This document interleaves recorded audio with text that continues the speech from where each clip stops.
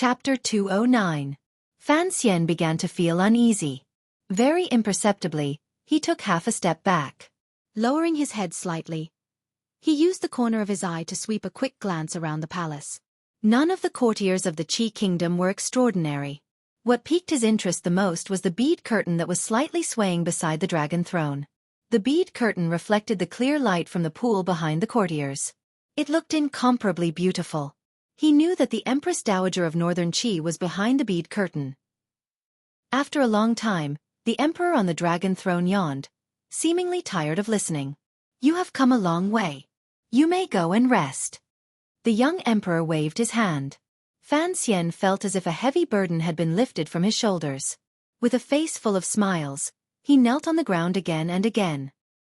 He and his subordinates bowed to the dragon throne again and then prepared to leave to find the true officials of Northern Qi and quickly get poor Master Yan out. However, the development of things was always unexpected. Master Fan? There seemed to be a smile on the lips of the Emperor of Northern Qi. He looked at Fan Xian and called out softly, "Stay here and chat with me." The officials were surprised. In court, the Emperor had called the envoy Master instead of an official title. It was a bit inappropriate. Fan Xian didn't think of this, but he was shocked. Could it be that the young emperor knew something? He hurriedly bowed. "It is my first time here, and I do not know how to greet you. I am afraid." No problem. The young emperor seemed to be easy to talk to. He smiled and said, "I am delighted to learn that it is Master Fan who has come. I have often read the Bangxian's high poetry notes, and even the Grand Tutor is full of praise for your talent. Today, the affairs of the state are over. Master Fan, please accompany me for a walk. I have been looking forward to your arrival for a long time. Let Master Fan see the sights of the imperial palace along the way." Having said this much, Fan Xian, as a foreign official, did not dare to say anything more. But his heart trembled slightly. The Northern Qi Grand Tutor was Zhuang Mohan's son. Zhuang Mohan had been beaten into a sorry state by Fan Xian in the Qing Palace, and now Fan Xian was praising his talent? The envoys left the hall. Lin Jing looked at Fan Xian worriedly. Fan Xian nodded slightly, indicating that he would be careful. After the officials of Northern Qi had left, the hall seemed even more spacious. One could faintly hear the splashing of fish tails in the pool beside the long platform, and the soft footsteps of the palace maids behind the gauze curtains. The young emperor, who had been sitting on the throne the entire time, now seemed to relax. He stretched and looked at Fan Xian with a chuckle. He jumped down from the throne and took a towel from a eunuch to wipe himself. He patted Fan Xian on the shoulder. "Let's go. I want to show the immortal poets of the south the immortal palace of the north." Fan Xian grumbled to himself. Who would have thought that the emperor still had the habits of a child? Just as he was about to follow him to the back of the palace, he heard a cough from behind the curtain of beads he had been secretly paying attention to. The Emperor of Northern Qi was startled. He turned his head with a pained expression and bowed to the bead curtain. "Mother, I am happy to see Fan Xian. I hope you will forgive me for my rudeness." A palace maid slowly pulled back the bead curtain. The sound of beads clinking against each other could be heard. A noblewoman walked out from behind the curtain. Fan Xian quickly lowered his head, not daring to look closely. But his poisonous gaze was still fixed on the foot beneath the curtain. The noblewoman wore a pair of embroidered gold shoes. They looked casual, but they were extremely luxurious. What shocked Fan Xian even more was that right after this pair of shoes, another pair of feet stepped out of the bead curtain. Who in this world would dare sit with the Empress Dowager behind the bead curtain and listen to the conversation between the emperor and the foreign envoys? His feet were wearing a pair of cloth shoes. The soles of the shoes were made of 1,000 layers of cloth, a very common craftsmanship in the villages. The shoes were black and white, and only the thin and tender heel revealed a trace of festive cloth. This kind of cloth shoe was usually seen in the countryside during the New Year. It was strange to see it in the palace of Northern Qi Kingdom. Fan Xian guessed who the owner of the cloth shoes was. He raised his head in surprise, no longer caring about etiquette. His eyes were calm, but he was secretly on guard. He was looking at Hai Tang, who still wore a cloth scarf on her head. He had not thought that Hai Tang would come out from behind the curtain with the Empress Dowager. Fan Xian and Hai Tang's eyes seemed to collide, and the atmosphere in the palace of Northern Qi became somewhat uneasy. But in the blink of an eye, Fan Xian withdrew his gaze and knelt to the noblewoman next to Hai Tang. "I, Fan Xian, pay my respects to the Empress Dowager." The Empress Dowager looked at him and frowned slightly. How could this official of the kingdom of Qing be so beautiful? No wonder Duo had to sneak up to the palace to take a look. Could it be that this girl next to her? She waved these thoughts away and nodded slightly. She then said to the emperor, "Your Aunt Master has returned. Since you want to take Sir Fan for a stroll in the palace, you should go with her." The emperor looked troubled. It seemed that he did not want to go with Hai Tang, but he had to obey his mother's orders. He could only force a smile. When did Aunt Master return to the capital? Hai Tang moved her cold gaze away from Fan Xian's face and bowed slightly to the emperor. "Your Majesty, I returned to the capital yesterday. My teacher was worried that there were too many wicked people in the capital, so she sent me back to the palace." Fan Xian forced a smile. There were wicked people in Shangjing? Of course, this was referring to himself, who loved to use aphrodisiacs. As he walked through the palace of the kingdom of Qi, Fan Xian could not help but think of a very strange saying. It was a remnant of his previous life. Qi people are blessed. Because this palace was truly worthy of the two words, immortal palace, that the young emperor had spoken of earlier. The nobles of the kingdom of Qi who lived in this palace were truly blessed. Tall green trees stretched out from the side of the palace, which was entirely black in color. They were like a cold and meticulous woman fanning someone. The verdant branches playfully peeped out of the black eaves, or rested lazily on the green tiles, or stretched lazily over the gorgeous flowers on the floor of the palace, as if looking down on the delicate plants. The entire palace was mixed with the large green trees that could be seen everywhere, reflecting off each other. Green and black alternated, hard and soft, making for a beautiful sight. The palace was divided into several levels, built around a green mountain. It was a particularly wondrous sight. The three of them walked forward under the service of a large group of eunuchs. They went around a long corridor next to a clear stream in the mountains, and had already reached the second level. Only now did Fan Xian calm down a little. He began to carefully observe the scenery within the palace, and could not help but sigh in admiration. Although the palace was built on a mountain, from the point of view of military or daily life, it was a somewhat foolish choice. But looking at the clear water flowing along the corridor, and the refreshing scenery all around him filled his eyes, Fan Xian finally understood the true reason why people had chosen this place as a palace many years ago. Beautiful, it was truly beautiful. Unfortunately, Fan Xian was not a citizen of the kingdom of Qi, and did not have the blessings of being a citizen of the kingdom of Qi. He did not have two stunning beauties by his side. Instead, there was only the supreme emperor of the kingdom of Qi, and the strongest of the younger generation of the kingdom of Qi, Lady Hai Tang, who had once beaten him to a pulp. The emperor wore a black robe with a gold-threaded jade belt around his waist. His sleeves were wide, and his attire was rather old-fashioned. With his hands behind his back, he led the way into the palace, as if he had forgotten that it was he who had forced Fan Xian to stay. Fan Xian followed behind the emperor somewhat cautiously. Occasionally, he would glance at Hai Tang beside him out of the corner of his eye. There was a great enmity between him and this woman. Although he believed that in the palace, she would not do anything to him, he still felt somewhat nervous. However, Hai Tang Duo did not even look directly at him. It was as if she had never met him, had not been poisoned by him, and had not heard his sour words. Fan Xian seemed to understand something, so he smiled warmly and did not say anything. However, the young emperor seemed to have finally grown tired of walking. He pointed at a pavilion on flat ground in front of them and gently tapped his finger. In an instant, a large group of eunuchs charged over without touching the ground. In a very short amount of time, they cleaned the pavilion clean. The railings were wiped over and over again, a few sticks of incense were lit, and clear teapots and cups were prepared. Walking into the pavilion, the mountain wind carried a clear stream of moisture and lightly brushed against them. The emperor stood by the railing with his hands behind his back. In a quiet voice he said, "Slapping the railing, the flowers in the forest blow at my temples, the mountain wind is cold, and the grand song startles the floating clouds away." Fan Xian replied at the perfect moment, "Good words." The emperor turned around. A pair of clear eyes looked at Fan Xian with great interest. A moment later he suddenly opened his mouth and said, "To flatter me so carelessly, Fan Xian, You must be the first person to do so. Fan Xian was embarrassed and didn't know what to say. He raised his hands in a salute and said, I am afraid. It's fine to be afraid, as long as you don't have to be terrified and uneasy. The emperor sat down and picked up a teacup to take a sip. Suddenly seeing Hai Tang, he couldn't help but smile and say, Aunt Disciple, why are you so reserved in front of me today?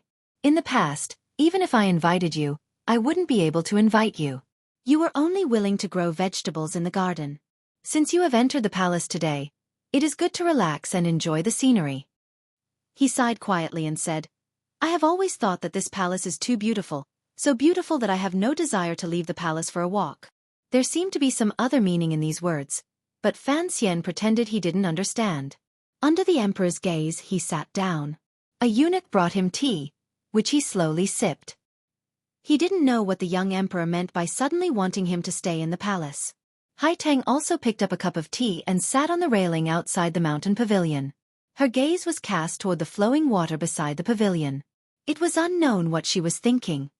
Fan Xian, what do you think of the scenery in my palace? Fan Xian was slightly taken aback.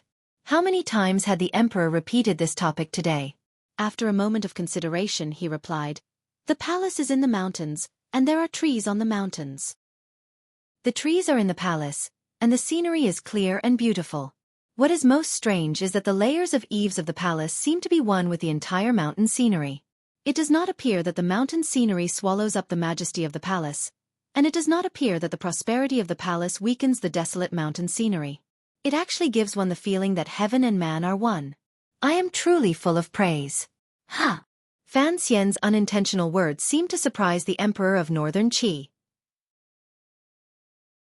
Chapter 2:10. At the same time, the emperor and Hai Tang both looked at Fan Xian with astonishment. The emperor had only asked casually, but Fan Xian had answered with the words, Unity of heaven and man.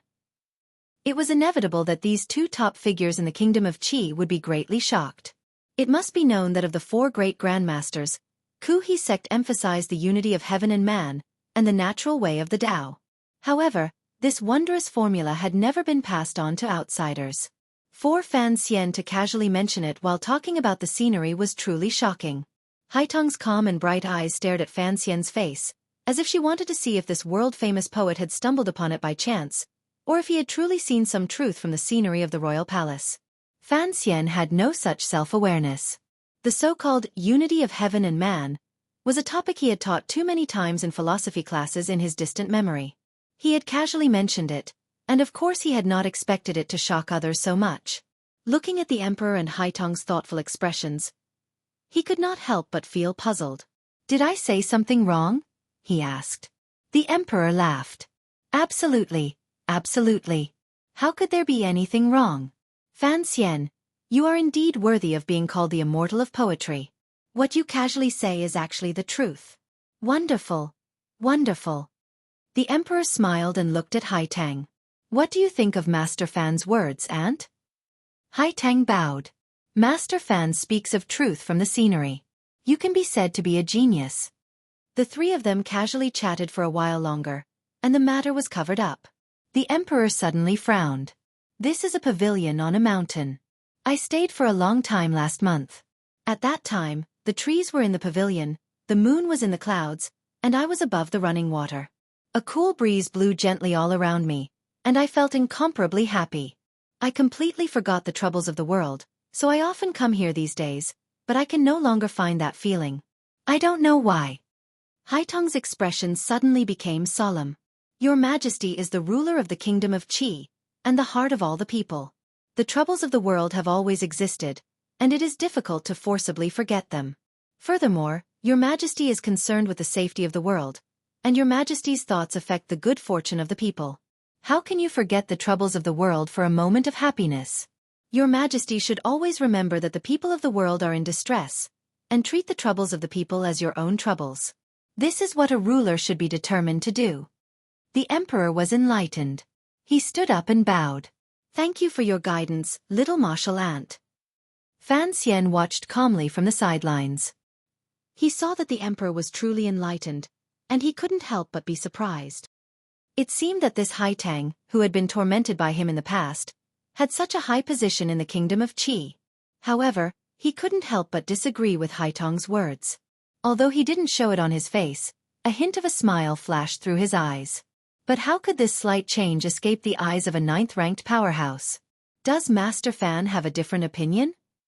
Miraculously, there was no sense of hostility or acrimony in Haitong's question. It seemed more like a normal question. Northern Qi was good at debating and the art of helping the world, so from the point of view of accommodating other opinions, it was better than the atmosphere of the Qing kingdom. Fan Xian furrowed his brows slightly. Shortly after, he smiled and said, "First worry about the worries of the world, then delight in the joy of the world." Naturally, this is the ideal that an emperor and an official should hold. But if, as Haitang says, you cannot forget the suffering of the common people day and night. Although your majesty can be vigilant and tireless in government affairs for the good of the common people, in the long run, it will inevitably be too tiring. When your spirit is weak, no matter how many wishes you have, you will not be able to accomplish anything. So I believe that when you can forget your worries, you must completely forget them. As the saying goes, the world is always troubled, but the Son of Heaven cannot always be troubled. His explanation was not convincing, but the beauty of it was in the first two sentences that Haitong's eyes shone even brighter. She didn't listen to the rest of what he said. She just slowly chewed on it. And the emperor slapped the table and applauded. First worry about the worries of the world, then delight in the joy of the world. Minister Fan's words are indeed the loyalty of an official, and the Son of Heaven should uphold them. Good, good, good.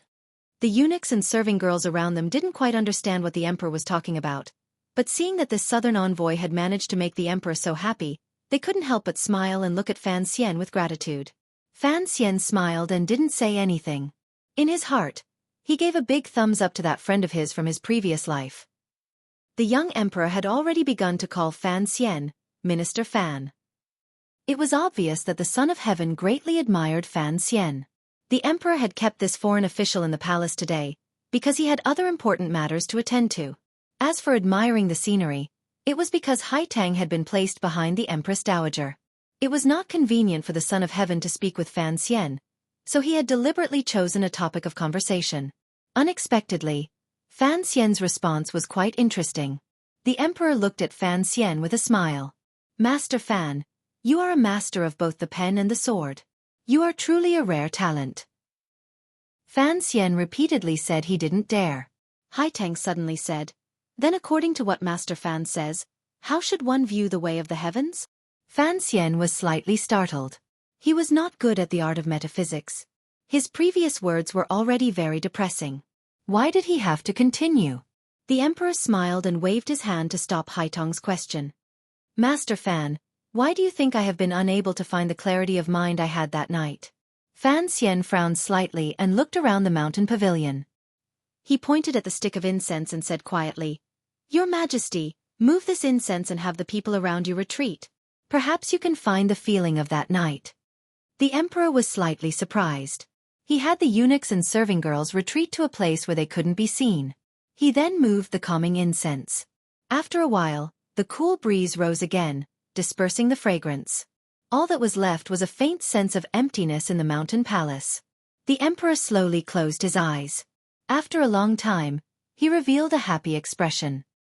He opened his eyes and smiled. "Indeed, there is some feeling." Fan Xian smiled and explained, "The incense used in the palace is naturally of the highest quality. But compared to the fragrance of this mountain forest, it is inevitably a bit tacky." Haitang nodded slightly to the side, as if she deeply approved of Fan Xian's explanation. He sat in the mountain pavilion again and sipped tea. Fan Xian's doubts grew deeper and deeper. On the second day of his arrival in Shangjing, the young emperor had kept him in the palace. This was greatly against the rules. No matter how you looked at it, he was still a foreign official. Although the face between the two countries was intact, there were always underhanded moves. The emperor suddenly sighed. "Master Fan, do you know why I wanted you to stay?" Fan Xian shivered slightly. He didn't know if the emperor had seen through his doubts or if it was a coincidence. He respectfully said, "Please tell me, Your Majesty." The emperor smiled. "Nominally, it is because I like the Bangxian's high poetry collection." He then smiled at Fan Xian. "Of course, I really do like your poems. Only, that Donbo bookstore sells them at a very high price. So last year, I took out some silver from the palace treasury and published many of your poetry collections within the borders of the Qi kingdom, sending them to various academies. Since I value you so much, how will you repay me? This person was the ruler of a country. He thought that if he used the palace treasury's silver to make a name for a young poet, wouldn't he immediately be moved beyond words? Unexpectedly, Fan Xian's expression turned bitter. He dawdled for a long time before standing up and bowing to the emperor. In his heart, he began to curse. There really was no such thing as piracy in this world. You, the royal family, caused Donbo bookstore's northern business to drop by 30% this year. 7 Yi shopkeepers pull their hair out every day, and now I, the owner, have to thank you. Haiteng suddenly said quietly, Your Majesty, Donbo bookstore is Master Fan's business.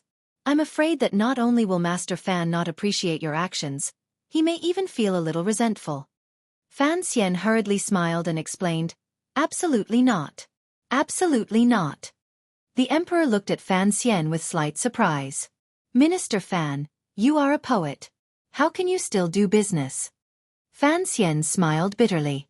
It's always good to earn some pocket money. Haiteng laughed. The largest bookstore in the world can only earn pocket money for Master Fan. The emperor did not know of the story between Haiteng and Fan Xian outside Wudu, so he realized that there seemed to be a faint conflict between the two of them. He couldn't help but laugh. Haiteng, you and Minister Fan can be said to be the most famous figures of the younger generation in the world, one in the north and one in the south. Why is it that you like to bicker like a child? Haiteng was slightly startled. She also realized that her words today seemed to be deliberately harsh. It was very different from her usual contented temperament. Fan Xian smiled and explained, Perhaps Miss Haiteng still thinks that merchants are lowly professions. Although the importance of business had been fully demonstrated, starting from the Yi family, and all the royal families paid attention to it, on the surface, most people still saw merchants as a relatively lowly profession. Unexpectedly, Haiteng shook her head slightly. Workers, farmers, merchants, and scholars, the people of the world do the things of the world. There is no distinction between high and low. Fan Xian liked this way of speaking. It seemed that because the Empress Dowager had Haiteng by his side, the young emperor could not say what he wanted to say to Fan Xian in the depths of his heart. Fan Xian and Haiteng looked at each other. They had thought that the woman would tactfully leave, leaving him and the emperor some peace and quiet. Unexpectedly, Haiteng's expression did not change, and she did not care about the emperor's expression at all. The emperor suddenly laughed self-mockingly. He walked to the side of the mountain pavilion and looked at the flowing mountains and rivers beneath his feet. He sighed. Fan Xian, on this journey north, what do you think of the Qi kingdom? Fan Xian replied in a low voice, Northern Qi has beautiful scenery. The mountains are verdant, the water is clear, the land is vast, and the common people live and work in peace and contentment. The emperor suddenly turned and looked at Fan Xian with a gaze that was completely unlike that of a 17-year-old. Then how do you think my world compares to the Qing kingdom? Chapter 2:11. The comparison between Northern Qi and Qing? This was a sensitive topic. He could not weaken his own country's prestige, and as an envoy, he could not lose too much face to Northern Qi. But Fan Xian's answer was smooth and natural, as if he had been thinking about it since he was in his mother's womb. He spoke confidently, forcefully, and quickly. It made Haiteng's face contort in anger, and made the emperor open his mouth wide, revealing his well-kept white teeth. Fan Xian smiled warmly, cupped his hands, and said a few words. I do not know. The emperor was stunned for a moment, then began to laugh. This reply was a scoundrel, but he could not punish him. After all, he was a so-called foreign official. Even if he knew about the kingdom of Qing, it did not matter. No wonder the young girl was a 9th-level martial artist at such a young age, while he himself had only just crossed the threshold of the 9th-level martial artist. No wonder the young girl was given the title of Tian Mai by the people of Northern Qi, while he could only shamelessly rely on poetry to win Jianghu status. No wonder the young girl waved her hand lightly, and he had to crawl on the ground like a dog. No wonder I used my flying needles and aphrodisiacs, while others only soaked in the lake. That is why I came to be influenced. The emperor laughed. With the title of immortal poet here, I will naturally let the students of the Imperial College come and listen to Minister Fan's lectures. Fan Xian felt bitter. He had been a fake professor at the Imperial College of the Kingdom of Qing, and now that he was here in the north, he was a guest professor. If I go south, what do you think the chances are, Minister Fan? The young emperor's face was calm, but the majesty he had cultivated in the palace suddenly came pressing in. Only 2 people in the world could ask such a sensitive and arrogant question. But it was an envoy from an enemy country, and the meaning was somewhat interesting. Like a spring thunder, Fan Xian's expression did not change. He replied lightly, "Not a single chance." "Why?" The emperor looked at Fan Xian coldly. "The people of Qi do not want to fight, and they will be in danger." Fan Xian smiled. "The people of Qing are warlike, and they will be in danger. Fortunately, you 2 majesties, one strives to be strong, and the other is experienced in governing the country. You balance these 2 sides." The emperor suddenly asked, "What kind of person is the emperor of Qing? I have exchanged 2 private letters with him, but I still can't understand him." Fan Xian began to curse in his heart. After all, he was an official of the kingdom of Qing. What was the meaning of this? Thus, he kept his mouth shut. Seeing him like this, the northern Qi emperor laughed and said quietly, "Your emperor will grow old and I will grow up. In the future, when I ride south, I hope Minister Fan can be my minister in the palace."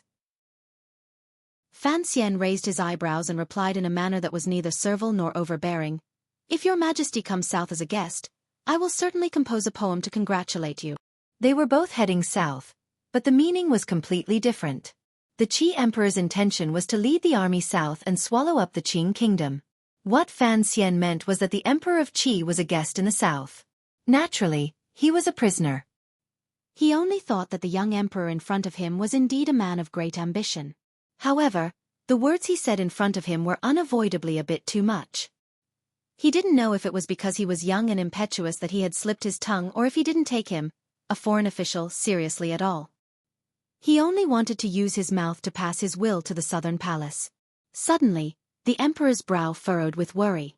Thinking of something, he gently waved his hand and said, "Shangjing has always been peaceful, but there have always been many misunderstandings between the 2 countries. I am worried that there will be people who have ill intentions towards you, Minister Fan. Although those people would not dare to do anything to you, provocations are unavoidable. For my sake, Minister Fan, please be more tolerant." Fan Xian was shocked, not by the content of the words, but by the tone of the young emperor's voice. Be more tolerant, for the sake of the emperor? Fan Xian thought that he had no right to be valued so highly by the ruler of a country, and he didn't understand why the young emperor would think so highly of him. "I am a bit tired. Minister Fan, please return first." The emperor gently patted the railing and turned to look at Hai Tang, who had been silent all this time. "Antmaster, please escort Sir Fan out of the palace, lest he get lost. In the coming days, if anyone is rude to the Qing diplomatic mission, I will have to trouble you to say a few words." A single word from Hai Tang of northern Qi was enough to restrain those fanatical nationalists. Hai Tang bowed slightly and said, "As your majesty commands." Fan Xian's eyebrows twitched. Did that mean he would have to see this 9th-level woman often? He didn't know if that was a good thing or a bad thing. The emperor suddenly smiled and said, "I hear that Master Fan is no longer composing poetry. I am rather disappointed." Fan Xian smiled bitterly and replied, "Please forgive me, Your Majesty. Poetry is spoken from the heart. Recently, I have been feeling restless. I cannot. The emperor raised his eyebrows and looked at him with a smile that was not a smile. He said, "I am afraid it is because of emotion that you write poetry. Fan Xian, you look at me, this impure thing. Naturally, you cannot think of poetry." Fan Xian's forehead was beaded with sweat. The emperor suddenly laughed. "Yesterday, the Empress Dowager showed me a small poem. Do you know or not? It should be green fat and red thin." Fan Xian is indeed talented. Fan Xian was embarrassed, and Hai Tang was even more embarrassed. With Hai Tang leading the way, Fan Xian left the mountain pavilion and walked along the quiet path toward the dark palace complex in front of the mountain. In the mountain pavilion, the young emperor of northern Qi stood silently. The excitement from the earlier conversation had faded from his face, and there was a faint smile on his lips. The emperor suddenly closed his eyes and took 2 deep breaths. He seemed to have found a trace of the feeling of watching the moon alone that night. Footsteps sounded behind him. The emperor knew it was the eunuchs rushing to serve him. He waved his hand in annoyance and stopped them from entering the pavilion. He continued to stand alone by the side of the mountain pavilion, thinking about something. After a long time, he suddenly sighed and quietly said to himself, "So this is what Fan Xian looks like. Lily should be here by now, right?" On the other side, Fan Xian was silent and nervous as he followed Hai Tang out of the palace. He was not in the mood to admire the mountain scenery, nor was he in the mood to wave at the cool breeze. He only smiled hypocritically and proudly kept his distance from this strange woman. With his eyes, he could clearly see Hai Tang's walking posture. Hai Tang swayed 3 times with each step, but it was not the kind of swaying that women use to seduce men. Instead, it was a very rustic swaying. Her hands were in the pockets of her coarse clothes. Her upper body didn't sway much, but her lower body was dragging her legs as she walked forward on the stone path. She looked extremely lazy, but it wasn't the sexy indolence of a beauty coming out of the bath. Fan Xian squinted for a long time, but still could not understand how she walked. Could it be that she was constantly practicing some kind of natural martial art while walking? Fan Xian was greatly impressed. He had always thought of himself as one of the most diligent practitioners of martial arts in the world. Ever since he started in Danzhou, he had never stopped training at 2 hours a day. But he had never thought that he could train even while walking. No wonder this little girl was at the upper 9th level at such a young age, while he had only just crossed the threshold of the 9th level after working so hard. No wonder this little girl was given the title of Tian Mai by the people of northern Qi, while he could only shamelessly rely on poetry to win his Jianghu status.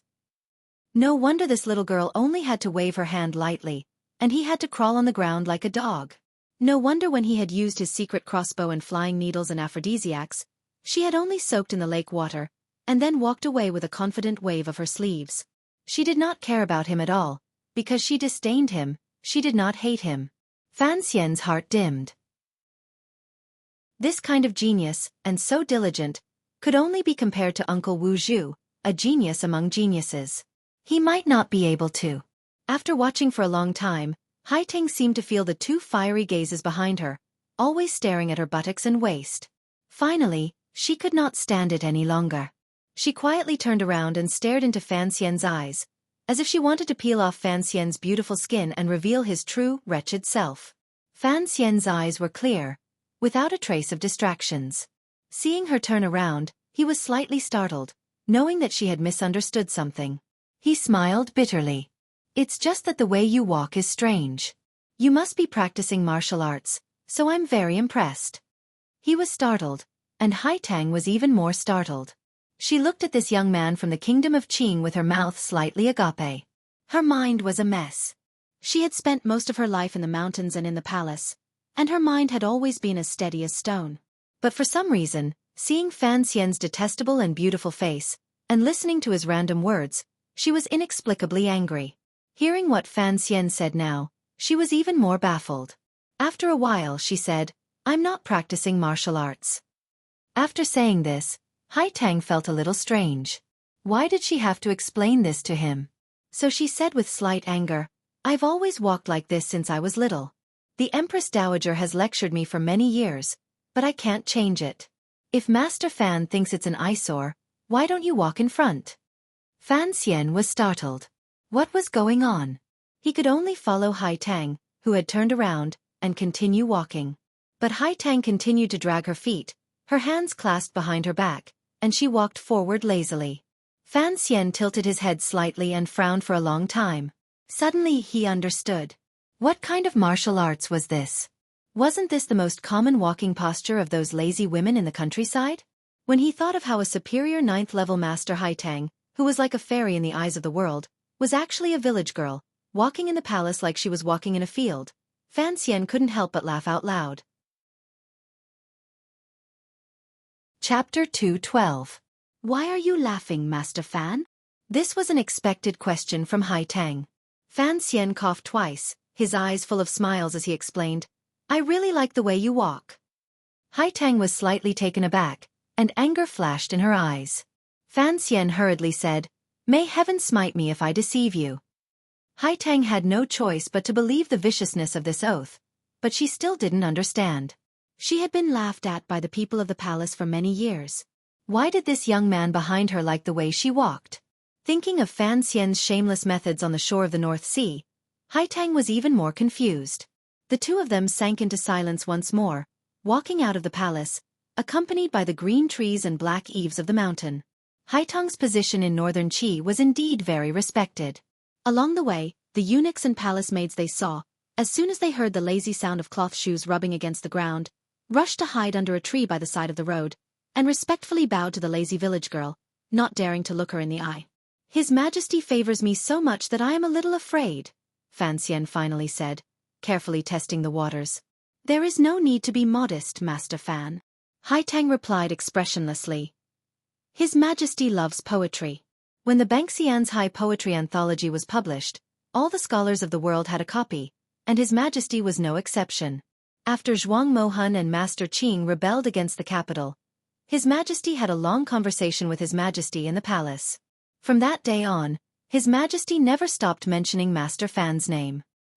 He often said that if Northern Qi had a talent for poetry like yours, it would be wonderful, and that it would be a great regret.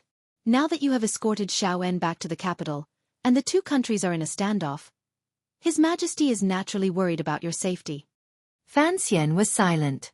Only now did he realize that there was such a story between this young emperor and him, who he had never met. But the young emperor had a worried expression on his face, and presumably there was something he wanted to tell him. But there were many eyes and ears in the palace, and the emperor did not want to say it in front of Haitang. He didn't know what it was. Oh.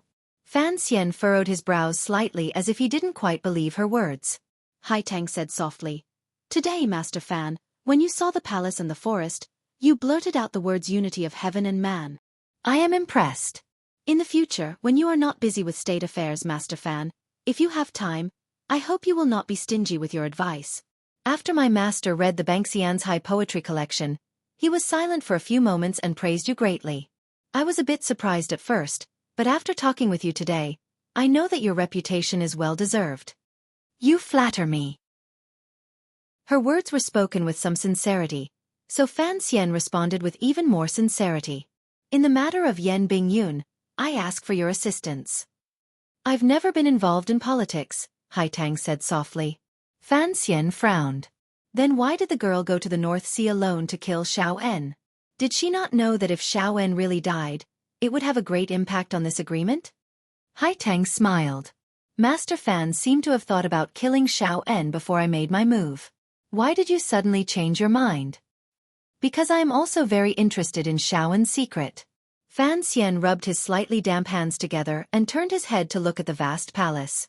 Haitang said calmly, I killed Xueqi because his secret would cause great trouble for many people. The two of them stopped at the same time under a large tree. The green leaves on their heads were like clothes, blocking out the sun and making for a cool and refreshing scene. Fan Xian looked at Haitang's calm and steady shoulders and suddenly said, In this world, there are no secrets that last forever. If Xueqi were to live, perhaps many people would die. Fan Xian raised his eyebrows. He knew that Haitang's groundless bemoaning of the state of the universe and pitying the fate of mankind made her seem like a scoundrel in many ways, but he couldn't change anything with just a few words. His Majesty seems to have something to ask of you, Master Fan, said Haitang. Fan Xian was slightly taken aback. He knew that she had seen through him as well. After thinking for a moment he asked sincerely, What does Miss Haitang want to tell me? Haitang said quietly, I don't know either. But if it has anything to do with Sea Lily, please let me know, Master Fan. Fan Xian didn't immediately agree. He sank into a slight dilemma. What did the emperor of a great nation want from him? Could it really be Sea Lily? But he had neither the people nor the power in northern Qi. What could he do? Lily is a pitiful girl. Good girl. Haitang's hands were still in her pockets. If Master Fan can help, please. Fan Xian thought of all the things that had happened on the carriage to the north. For a moment, he was at a loss for words. So the two of them fell silent again. They slowly walked forward, letting the green leaves above their heads and the sunlight above them dance and weave their shadows. They fell on each other's green robes and flowery garments. Fan Xian suddenly took a few steps forward, walking side by side with Haitang. Haitang tilted her head and glanced at him. She didn't say anything. Fan Xian gradually let go of his worries. He imitated Haitong's country girl's posture. He lifted his chin slightly and looked around lazily. His green robes had no pockets, so he couldn't intervene. He could only put his hands behind his back like an old pedant. He moved his hips forward and relaxed every muscle in his body. He let his seemingly heavy feet drag his body, which felt like it was about to fall apart, along the stone path. Haitang tilted her head again and glanced at him. She didn't seem to understand why he wanted to imitate her walking posture. The emotions in her eyes were complicated. Fan Xian had a warm smile on his face. It was as if he didn't notice her gaze. He walked side by side with her lazily. Haitang couldn't be bothered with this troublemaker anymore. She moved her neck slightly, as if it was very comfortable. Fan Xian also stretched and yawned. The sun was near the middle of the sky, and the sunlight was blazing. The sound of two pairs of feet scraping against the ground gradually merged into one, making people feel sleepy for no reason. The two of them dragged their feet as they walked through the palace. They looked very much like a lazy couple in the countryside, hurrying home from the fields to take an afternoon nap. A drop of sweat seeped out from the tip of Haitong's nose. That ordinary face had a strange charm. The antidote you gave me last time was too strong. It was a bit bitter. Haitang reveled in the sunlight. Fan Xian smiled. He knew that she had seen through his trick that day. He said quietly, "I am the commissioner of the Overwatch Council. I am not a sage who seeks the way of heaven. It is normal for me to use some tricks. I hope you don't mind. Of course, if you really do mind, you can also give me that medicine." His words were a bit frivolous, but Haitang didn't blush like other women. She said lightly, "If there is a chance, I will." Fan Xian sweated profusely. He then heard her say, "You are the commissioner of the Overwatch Council. You walk in the dark. Why is it that after going from Danzhou to the capital of the kingdom of Qing, you have so wantonly shone? Just like you are walking in the sunlight right now. The dark night has given me black eyes, but I will use them to find light."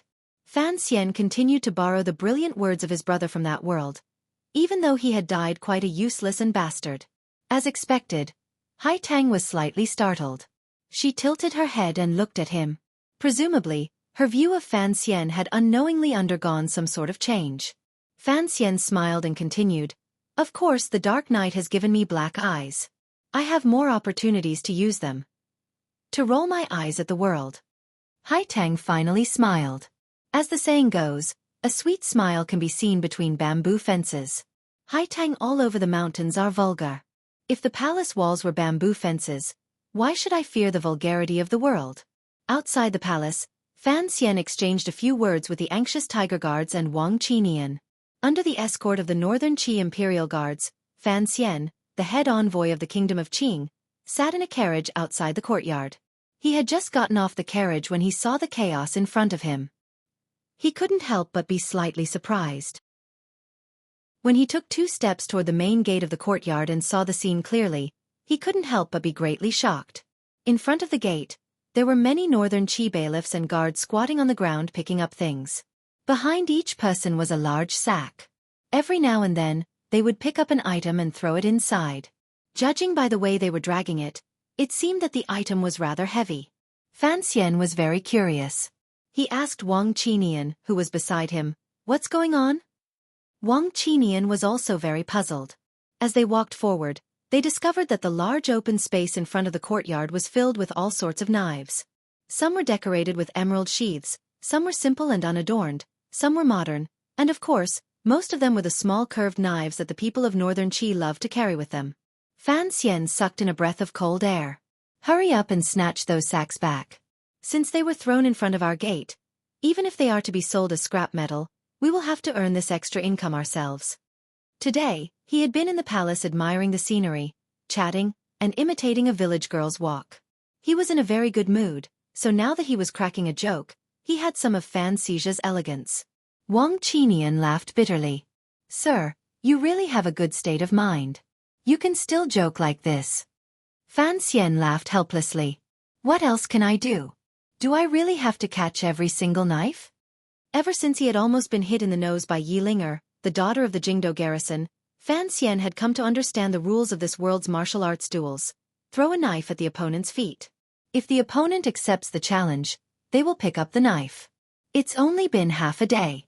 Why are there suddenly so many troublemakers? He asked with a frown. Chapter 213. Deputy Lin Jing and Lin Wen, the official stationed in Shangjing, who had been feeling uneasy all this time, saw that Fan Xian had returned and let out a sigh of relief. They slid along the wall to the front of the crowd and explained, "I don't know who leaked part of the agreement between the two countries." The people of Shangjing knew that Northern Qi was going to cede land, and they were furious. Although the common people didn't dare do anything, the young nobles came looking for us. They said they wanted to challenge us Southerners to a duel, to wipe away the shame of the battlefield. Fan Xian was startled. The Northern Qi court would certainly not announce the agreement of exchanging captives and ceding territory to the world. Who would expose this matter? It seemed that the young emperor in the palace was not having an easy time. But he had no time to worry about his number one fan.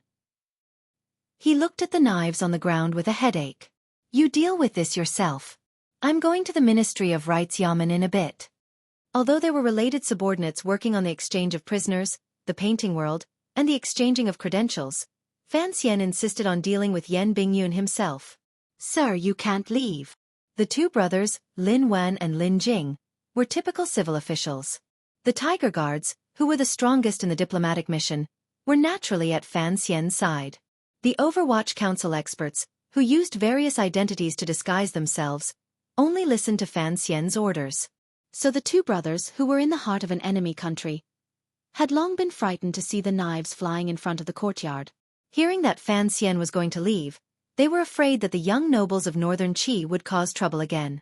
Fan Xian furrowed his brows and looked at the two of them with disgust. "As an official of the kingdom of Qing, it is best for you to remain calm. Do not lose face for the court. As for those troublemakers, the Northern Qi court has arranged for guards to block them. Would they dare let those people into the courtyard? The point is..." Lin Jing was the more familiar with Fan Xian between the two brothers, and he didn't care that Fan Xian's expression was off. "Those people are looking for you, Sir Fan. If you avoid them, I'm afraid that the Northerners will think that the kingdom of Qing is weak." Fan Xian laughed and scolded him. "Even if they come to make trouble for me, they will probably be scholars. Master Lin, you were the third ranker. A few words will be enough." Suddenly, he noticed that not far behind him, the royal guards responsible for guarding the diplomatic mission had a strange expression on their faces. Behind him, the Tiger Guard Gauda had already gripped the hilt of the long sword on his back coldly. Fan Xian turned around and saw that there was another group of people at the entrance of the diplomatic mission.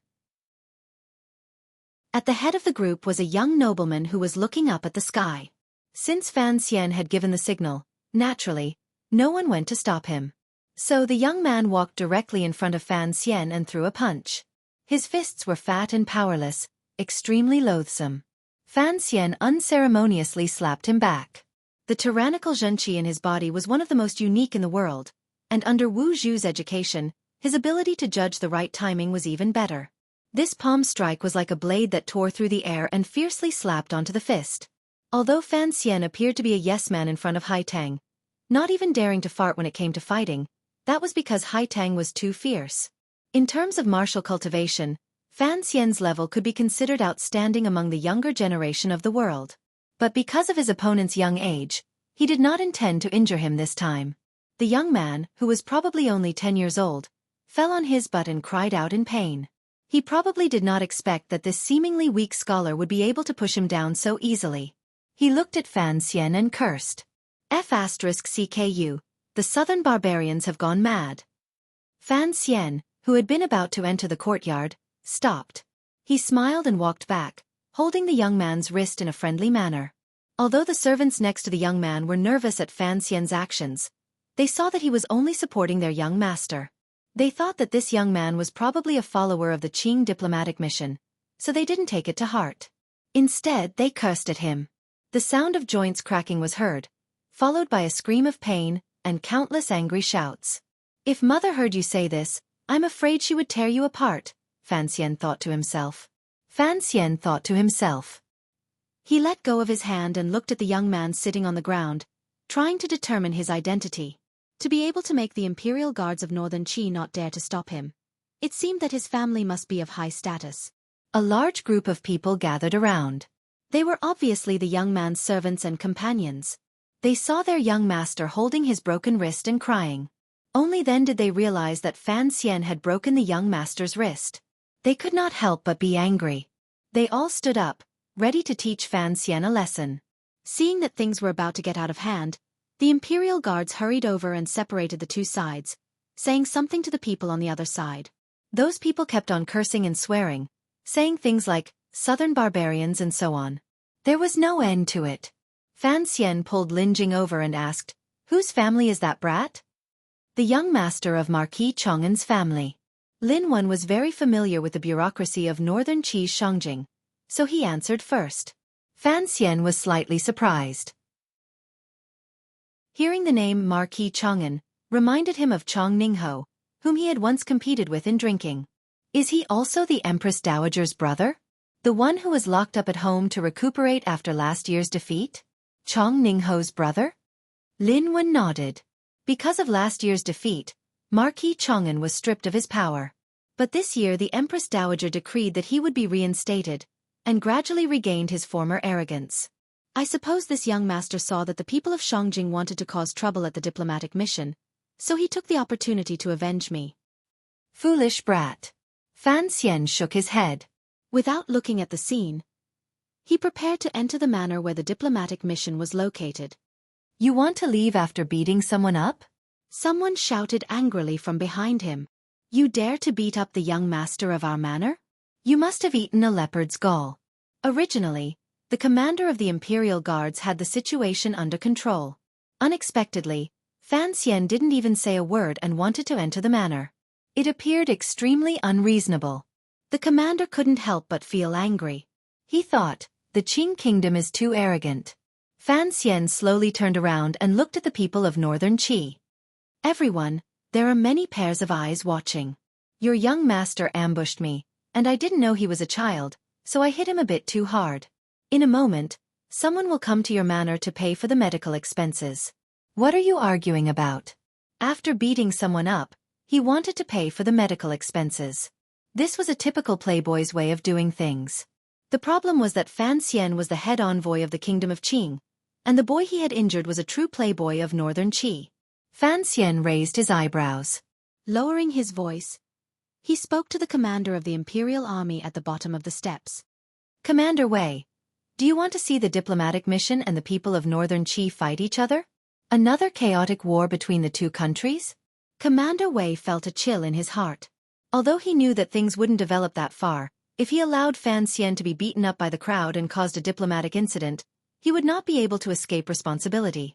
He quickly went down to block the people of Marquis Wei Manor outside.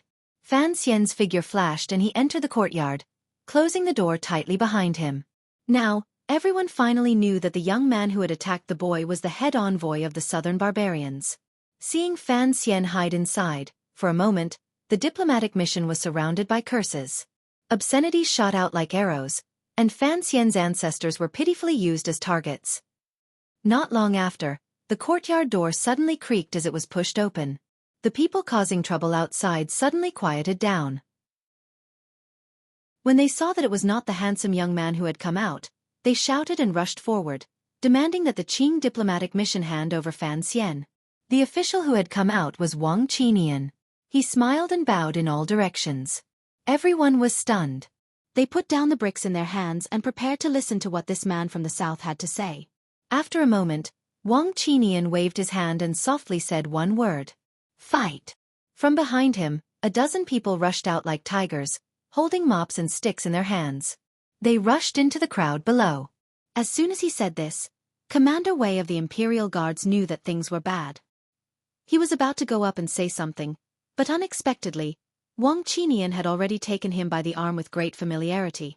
He said that if he had time in the future, he would ask Commander Wei to lead the way to various flower alleys to have some fun.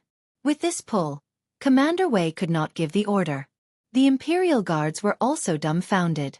Their duty was to protect the safety of the Qing diplomatic mission. They did not expect that this diplomatic mission would be so strange as to rush out with sticks in their hands. Which side should they protect? With this delay, the empty space in front of the diplomatic mission began to fill with howls like pigs being slaughtered. Sticks danced in the air, and evil slaves wept on the ground. It was a very lively scene. Commander Wei said angrily, "Sir Wang, are you trying to make a big deal out of this?" "Nonsense. Am I the one who wants to make a big deal out of this?" Wu Qinian said angrily, "You're already prepared to have a relationship beyond friendship with the commissioner's mother, even though you're just a little kid who's still wet behind the ears. Let me ask you, on the first day of the diplomatic mission's arrival in Shangjing, why are so many people making trouble? What is the Northern Qi Kingdom trying to do?" The one-sided beating continued. Although the dozen or so people who charged out did not carry knives or swords, other than the 4 tiger guards, the rest were all skilled fighters of the Overwatch Council. Beating the servants of these rich and powerful families was a very unskillful thing to do. Cursing the ancestors of the Fan family is fine. Fan Xian and Gao De walked out of the courtyard. Seeing the scene in front of them, they thought to themselves, "Cursing my grandmother and my mother in Danzhou is absolutely not allowed." Chapter 214. After all, no one wanted to make a big deal out of this. After some discipline, Fan Xian waved his hand, preparing to have his subordinates retreat. The imperial army began to restore order at the gate. Commander Wei spat on the ground, thinking that the Marquis of Chong'an's family was strange. If they had come to fight, it would have been fine. But why did they send that famous playboy of the capital to ambush them? The world was no longer unified by the Northern Wei Kingdom. How could the Qing Kingdom's emissary be provoked? At that moment, a vigorous man suddenly walked past. Seeing the bustling scene, he couldn't help but frown. He stamped his feet on the ground, kicking up 2 clouds of dust. His whole body was already in the middle of the field. His fists were straight, and his legs kicked horizontally. His moves were clean and efficient, without the slightest bit of hesitation. In the blink of an eye, he had already made 7 or 8 moves, all aimed at the Overwatch Council officials who had yet to stop. The man's punches were simple, but they were fast and deadly. At the same time, the Overwatch Council officials were not able to gain any advantage. They were forced to leave their original positions. A few of the people who were retreating under Commissioner Fan's orders were kicked in the legs. Their bodies swayed and they almost fell. Fan Xian tilted his head slightly, wondering where this expert from the military had come from. He couldn't tell his level of martial arts for now, but he had a natural military aura of bloodlust. He was able to force his subordinates to retreat. After the man had helped the Marquis of Chong'an's family out of trouble, he stood where he was. His eyes narrowed. It seemed that he was surprised that his previous series of fierce attacks had not been able to defeat a single enemy. He could tell at a glance that Fan Xian, who was standing on the stone steps, was the leader. He frowned. "What an impressive diplomatic mission from the Qing Kingdom," he said.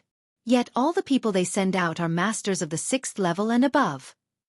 Fan Xian looked at him and quietly said, "When traveling to a foreign country, the most important thing is to not lower the prestige of the country. Since you are a military figure, do you not understand this principle?" The man looked at the people on the ground, who were crying out in pain. He frowned. "They are just servants. Even if that child was rude, are you going to rely on that child and the servants to establish your prestige?" Fan Xian narrowed his eyes. "Then in your opinion, should I just let them spit on their faces?" The man was startled.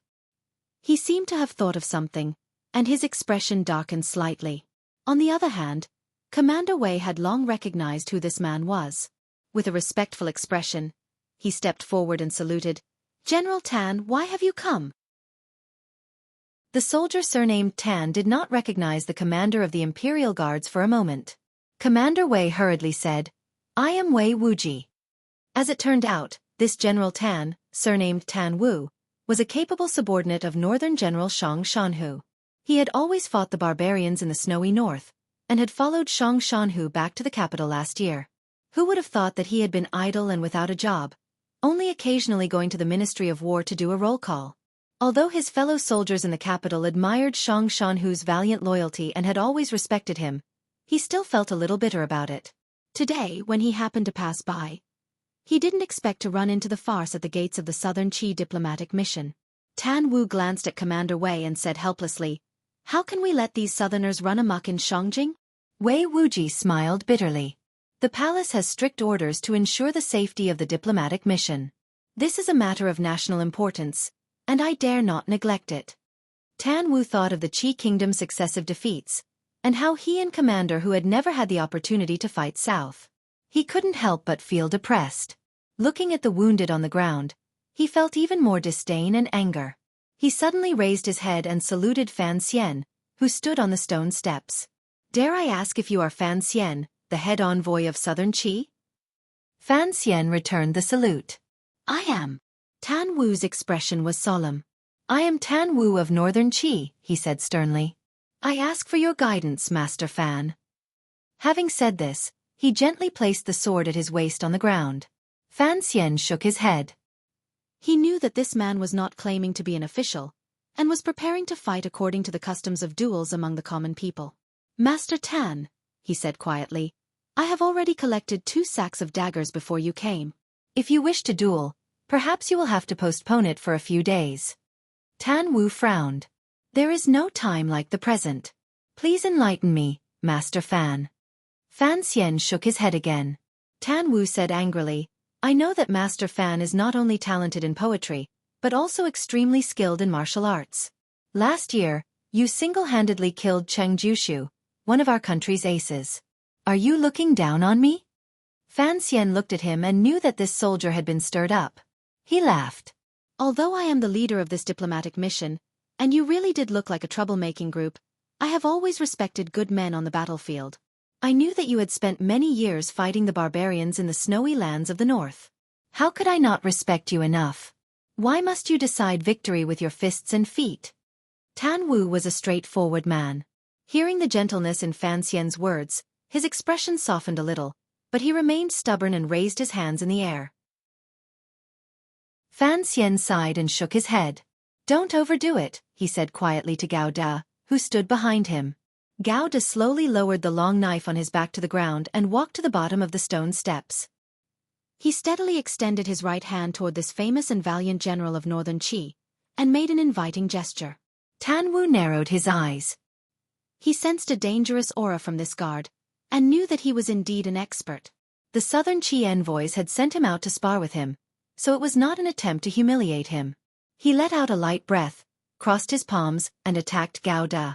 The shadow of the palm moved, and a muffled groan rang out. The collision of the 2 forces stirred up a cloud of dust. After the dust settled, Gao Da's right chest was hit, and a sliver of blood seeped out from the corner of his mouth. Gao Da's cold right hand had already grabbed Tan Wu's throat. Calluses from years of training scraped against the skin of Tan Wu's throat, making this Northern Qi general, who had never known fear, feel a chill. Gao Da slowly took a step back and lowered his right hand. Tan Wu looked at this unknown expert, and his heart was filled with shock. The Southern Qi envoys had sent a random person who could render him completely powerless to fight back. Earlier, when he had struck his opponent's sternum, he hadn't clearly seen how his opponent's hand had reached in front of him. He knew that if his opponent hadn't been merciful, his throat would have long since been crushed. Tan Wu also knew that if it had been a real fight, this obviously skilled knife wielder would not have given him any opportunity to touch his opponent's body. He bowed deeply to Gao Da and then to Fan Xian. After admitting defeat, he left the envoy's door without looking back. It was only a battle of 1 move, but it was still hair-raising. The carriage followed the streets of Shangjing toward the Ministry of Rights. The carriage was surrounded by soldiers of the Imperial Army, guarding it strictly, not giving anyone a chance to get close to the Qing envoys. Fan Xian sat in the carriage with his eyes slightly closed. He said to Gao Da beside him, "Why did you take that blow just now?" Gao Da coughed twice and explained, "My opponent is a soldier, so I wanted to be more direct. Also, I didn't want to reveal too much of my strength." He looked at Fan Xian and lowered his head. "And it seems that the young master wants to make friends with this person, so I thought I should do him a favor." Although the Tiger Guards were the Emperor's secret bodyguards, they had been trained by Count Sinan, Fan Xian, for many years. So Fan Xian looked at the 7 Tiger Guards who had accompanied him north the same way. He looked at Tang Zijing and the other servants of his family. He looked at Gao Da coldly and scolded, "I don't even know how many arms that Tan Wu has. How can I make friends with him? There are many strange people in this world." Tan Wu, aside from having some military bravery, Has nothing special about him. Even if he were a strange person, would I have to make friends with him? Then wouldn't I be too busy for the rest of my life? Are you going to let me eat or not? Are you going to let me play or not? Gouda was stunned. Wasn't making friends with the best of every noble family's favorite thing to do? Had he done something wrong? But even if that was the case, what did it have to do with eating or having fun? Fan Xian rummaged in his clothes for a long time before finally finding a pill. He tossed it to Gouda and had him swallow it. Wang Qinian joked, "Is it Chen Pai's again?" Fan Xian said unhappily, "It's medicine for wounds." Gouda took it, but still didn't quite understand. "Didn't you say not to overdo it?" Fan Xian laughed and scolded him. "Which finger of yours touched Tan Wu's body?" Gouda was silent. "I don't know whose idea it was for Marquis Chong and's young master to come and make trouble." Wang Qinian's thoughts were mainly on what had happened earlier. Logically speaking, since the Emperor of Northern Qi was willing to carry out the agreement this time, and admire the commissioner, he had the Imperial Guards ensure the safety of the diplomatic mission. This should be enough to send a clear message to all the people in Shangjing. For someone to come and make trouble, this is a little strange. Don't forget, it seems that even the agreement between the two countries has been leaked. Fan Xian lightly knocked on the window of the carriage. Outside were Northern Qi soldiers, so the three of them spoke in very low voices. "It seems that Northern Qi is even more of a mess than we are in the south. It seems that the young emperor's grip on power is not firm enough. As long as it doesn't affect our mission, it's fine." He had been rather busy today. He had entered the palace in the morning, then chatted with the young emperor, walked with Haitang, and received a scolding at the gate of the diplomatic mission. On his first day in Northern Qi, he had been so busy that he hadn't even eaten. All he could think about was the cup of tea the Emperor of Northern Qi had given him. It would have been better if he hadn't thought about it, but as soon as he did, his stomach began to growl. Fan Xian laughed at himself, thinking that he really had a hard life. The reason he had been so tired today was because Fan Xian had made up his mind to drag Yan Bingyun out of Northern Qi's icy prison as soon as possible. Otherwise, if he were to eat and drink outside, he might not be able to eat to his heart's content. Chapter 2:15. The diplomatic mission's itinerary in Shangjing, Northern Qi, had been set long ago.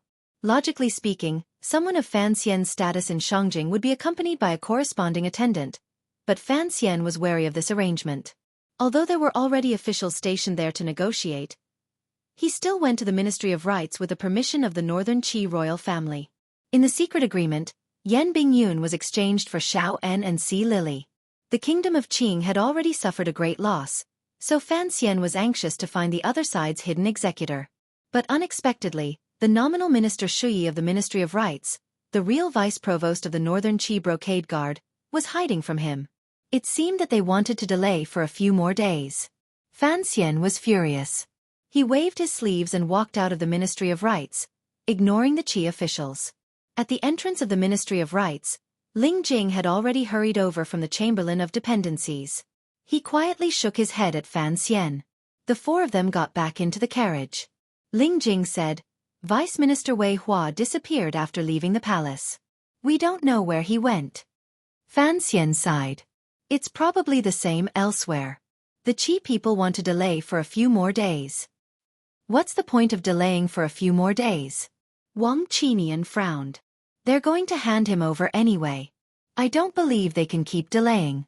Fan Xian shook his head. "We need to get Yan Bingyun out as soon as possible." "How?" "Go to Wei Hua's house." "Chong Ningho's house," Ling Jing said awkwardly. "That's the Empress Dowager's brother. For us foreign ambassadors to rush over is a huge taboo. It's against the system, and I'm afraid it will cause a lot of trouble." Fan Xian laughed. It would be best if the Northern Qi Emperor's imperial censors could go to court tomorrow to accuse Chong Ningho of colluding with a foreign country. That would be even better. After the plan was decided, the carriage left the Ministry of Rites. The Imperial Guards followed, and in the distance, there were spies who looked like passers-by. Wang Qinian sat in the carriage, but he could smell them from afar.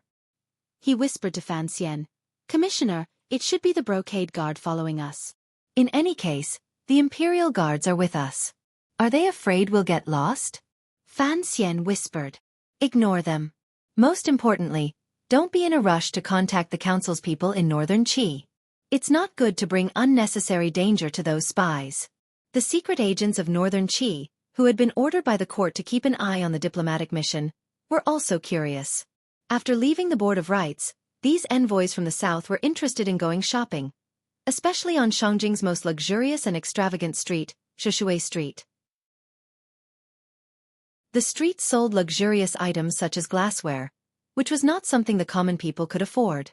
A secret agent frowned and asked, "Why are these southern barbarians strolling around Xueqi Street?"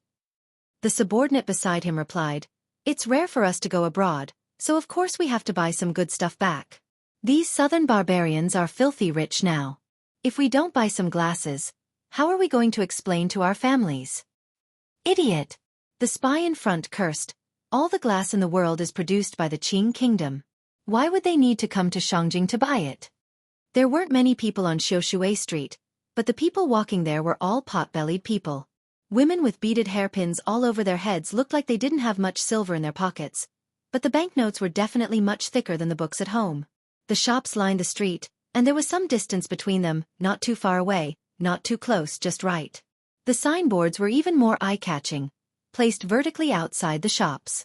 They were painted black with gold characters, but some of the gold characters had gradually faded. The rich owners didn't seem to want to change them. Upon closer inspection, one would realize that the signboards were very old, and the inscriptions were often made by famous people from 100 years ago, or even hundreds of years ago. The reason why the gold characters had gradually faded was that these merchants wanted to deliberately create an old-fashioned, honest atmosphere, and flaunt the aura of a century-old shop. Only the 7 shops in the center of Xueqi Street were different. The signboards were all horizontal, and although they weren't brand new, compared to their surroundings, they seemed much younger. Some of these shops sold glassware, some sold soaps, some sold perfume, some sold cotton cloth, and some sold alcohol. The strangest thing was that there was one shop that specialized in selling toys. A few carriages stopped at the end of the street. They were escorted by soldiers of the Imperial Army, and their stance was even more impressive than that of a first-rank noble. But all the merchants on Xueqi Street maintained their arrogance. No one came out to welcome the guests. They just waited for the 4 people who got off the carriages to walk past one by one. The 4 of them walked all the way into Silk Street and finally stopped in front of the door of the shop that sold cotton cloth. The young man with the most delicate features scratched his head as if he didn't understand why cotton cloth was considered a luxury item. After entering the shop, the owner explained to the few unfamiliar guests, "Speaking of growing cotton, legend has it that there was a genius with the surname Wang who did it hundreds of years ago. However, the method was gradually lost, and no one used it anymore. It wasn't until 20 years ago, when our old boss was gifted by the heavens, that he was able to pick up this method again. Everyone, please take a look. This cotton cloth is warmer than silk, and it's cheap. It's of good quality, and it's not much worse than the South Qing's capital." The handsome young man seemed to be very interested and said, "Let me try one foot." The owner's face darkened. He recognized the young man's Qing accent and cursed, "So it's a fellow countryman. I say, sir, how can we Qing people come to northern Qi to buy cotton cloth? Furthermore, other people buy them in bundles. You on the other hand try one foot." The young man chuckled and cupped his hands in apology. He left the shop and raised his head to look at the words on the horizontal signboard. He furrowed his brows and said, "This handwriting is really ugly." The owner was furious and scolded. "This was personally written by our old owner. You don't know what's good for you. Get out of here." The young man chuckled and led his 3 subordinates to another shop on the side. This young man was, of course, Fan Xian. The ugly words he spoke of were written by his mother many years ago. The handwriting was not much different from the handwriting on the letter in the box. It was exactly as ugly as the handwriting on the letter. After walking for a while, Fan Xian realized that these shops were all businesses of Qing royal merchants in northern Qi. Of course, many years ago they were all businesses of the Yi family. Just by looking at the things they sold, he knew that his mother must have made a lot of money from the hands of the world's nobles. Walking on Xueqi Street, among the signboards his mother had written, Fan Xian was a little dazed. It seemed that he didn't want to go any further. "Sir, what are we doing here instead of going to Chong Ningho's manor?" Lin Jing asked worriedly. Fan Xian was a little surprised. He came to his senses and smiled. Of course we're here to buy a gift. There's no reason to come empty-handed. As he said this, he had already lifted the corner of his robe and stepped into the largest glass shop. There were all sorts of glass products on display in the shop, all of them extraordinarily beautiful. There were flat wine cups, double-eared cups, and transparent jade pots. They were mainly wine utensils, but there were also all sorts of small utensils, including glass insect boxes, all sorts of chess sets, and even a crystal-clear oil lamp.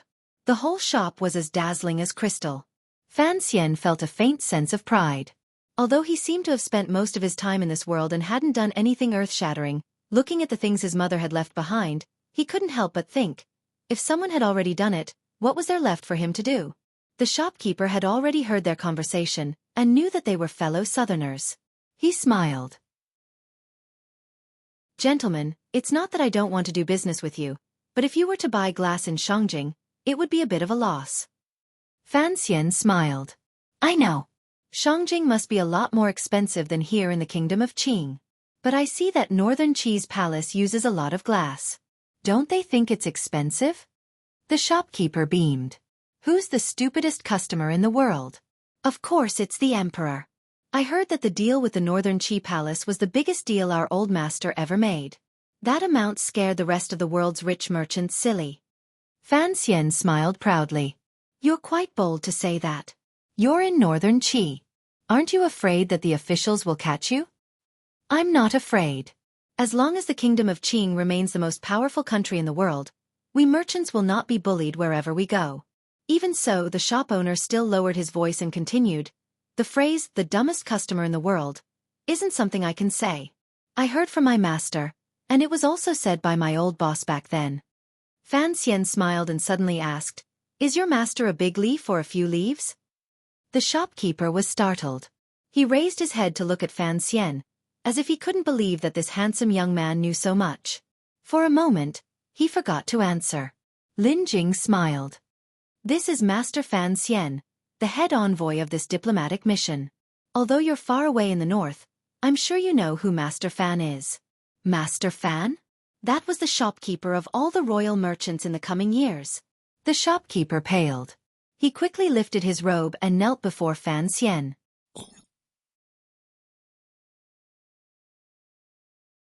Chapter 2:16. Fan Xian hurried to help him up, but the shopkeeper insisted on kneeling and kowtowing. He then rose and said, so you are my future boss. I have to kowtow no matter what. Furthermore, you are the head envoy of this diplomatic mission. I am in a foreign country, and even if I wanted to pay my respects to the people back home, I would have nowhere to go. The shopkeeper suddenly came to his senses. He remembered that he had mentioned some taboo names in front of this man from the south. He couldn't help but ask, Master Fan, what brings you to my humble shop? Northern Qi was, after all, far away from the Qing emperor, so the merchants here were a bit more daring.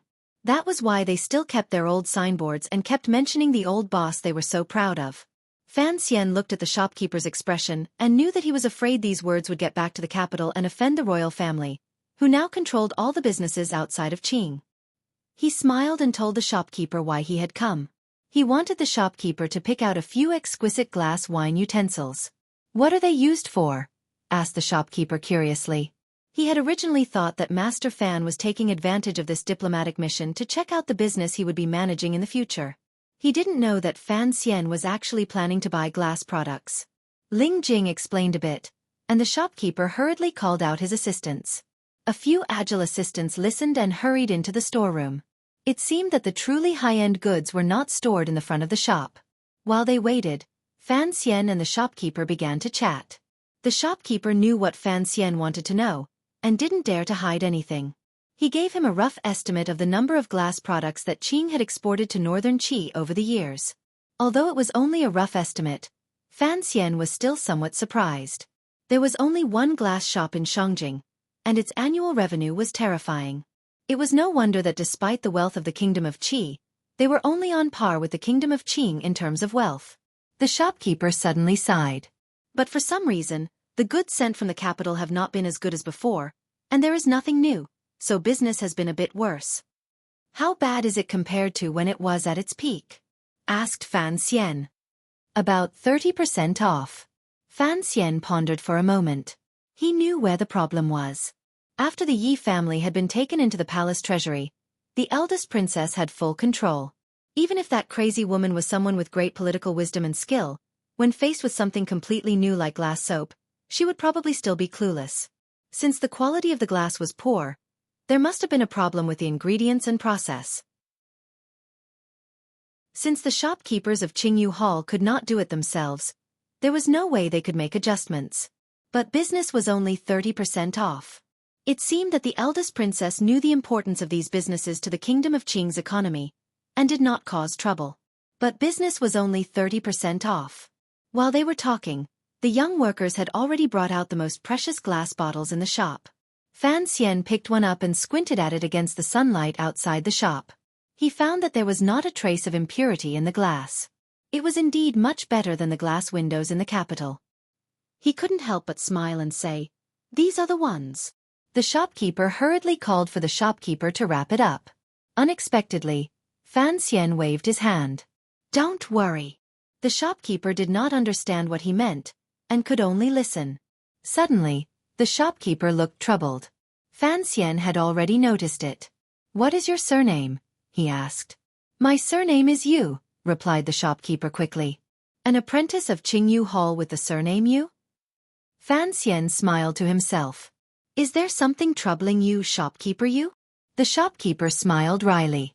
"Master Fan, these glass bottles were prepared for the Empress Dowager's birthday at the end of the month." Fan Xian was slightly surprised. "Could it be that the nobles of Northern Qi ordered these gifts for your birthday? Then I can't accept them. Shopkeeper Yu, please give me a few more." Shopkeeper Yu was surprised. He did not expect such a high-ranking official to be so easy to talk to. He quickly explained, "We didn't order them, because the nobles of Northern Qi always knew that our shop always had a few good items. Speaking of which, these glass bottles are not the most expensive gifts. But the rules of the palace treasury are strict. This month is usually a rich month, and if you take these, when you report to the south at the end of the month, you will be short a lot of money. I'm afraid that the people of the palace treasury will." Before he finished speaking, Fan Xian understood what the shopkeeper was afraid of. He smiled. "Don't worry, of course they will pay you." Wang Qinian also laughed. "Afraid that the palace treasury will check your accounts? Don't you know that the person in front of you is the future master of the palace treasury?" Shopkeeper Yu stammered as he wiped the sweat from his forehead. In his heart he thought, even if this Master Fan is the future master of the palace treasury, the problem is that the person in charge of the thousands of businesses in the world right now is not a master. Suddenly, Fan Xian patted his pouch and smiled bitterly. "It seems that I forgot to bring something on this trip to Northern Qi." Everyone silently understood. As the head of the diplomatic mission, Fan Xian's trip to Northern Qi was naturally a public one. Although he had some spare silver on him, there was no way he would have prepared so many banknotes. Shopkeeper Yu continued to wipe his sweat. "Master, if this is official business, then naturally it should be reported to the public accounts. Master, please write a list, and I will send it back to the capital. That should be enough to pay off the bill." "A promissory note? That's a good idea." Fan Xian thought to himself. He accepted the brush, ink, and paper that he had prepared earlier. He thought that this shopkeeper Yu was very observant. He had probably seen too many cases of envoys writing promissory notes. He scribbled a few lines on the paper, and shopkeeper Yu carefully wrote down the amount of money. When it was Fan Xian's turn to sign, he hesitated. He turned around and asked Wang Qinian, "Does the council have money?" Wang Qinian smiled bitterly. "1/3 of the council's finances are provided by His Majesty, and 2/3 by the Ministry of Revenue, which is your father. In recent years, things have been a little tight." Fan Xian turned to look at Gao Da. "You follow your father, so of course the tiger guards are rich." Gao Da saw the young master looking at him, and his face was filled with embarrassment. "Young master, the old master is very strict with the tiger guard's finances." Fan Xian sighed and looked at Lin Jing. "It seems that I will have to use the name of the office of the Grand Herald." Lin Jing held back a bitter smile. He thought, "You are clearly eating the office of the Grand Herald. What else can I say?" Anyway, it was all public accounts, so Lin Jing did not feel bad. He even joked, The palace treasury and the external treasury are always inferior to the national treasury. This was very true. Whether it was the palace treasury, which was currently managed by the eldest princess, or the Ministry of Revenue, which was managed by Count Sinan, in the end, it was still the money of the kingdom of Qing. Fan Xian and Lin Jing, the envoy and deputy, confidently signed their names. They glanced at the 2,000 taels of silver on the paper, and then walked out of the glass shop. They did not have any attendants following them, so shopkeeper Yu carefully instructed the workers to carry the precious glass bottles and follow them out. Because Fan Xian did not instruct them to return them to the diplomatic mission, they presumably had other uses for them. As they walked past the toy shop that sold 9 rings in Sharong Road, Fan Xian only glanced at it, his gaze gentle. The shop in front of them sold wine, and Fan Xian walked in first. The shopkeeper had already been informed by his servants that a few high-ranking officials from his hometown had arrived, and was standing at the door to welcome them respectfully. Fan Xian sat on a chair and glanced around. He found that the wine utensils were also very expensive, but they were far inferior to the glass bottles he had bought. He waved his hand and asked the owner to step forward. "What is the best wine?" The shopkeeper's surname was Shang, and he produced a thin, transparent bottle as if by magic. The wine in the bottle was suffused with an extremely alluring red color, rich but not thick. Fan Xian narrowed his eyes. "Grape wine?" he asked in surprise. "Master Fan, you truly are an immortal of wine and poetry." Shopkeeper Shang had long since inquired about the composition of the diplomatic mission from his hometown. He smiled flatteringly. "It is indeed grape wine." He took out a cup and poured some into it. Fan Xian closed his eyes, swirled the open cup slightly, and brought it to his nose for a sniff. Seeing this, not only did Wang Qinian, who had once lived a luxurious life, but even Lin Jing and shopkeeper Shang were filled with admiration. Master Fan was indeed the descendant of a famous family. Fan Xian was no master of wine. He was just putting on a show. He placed the cup on the table next to him.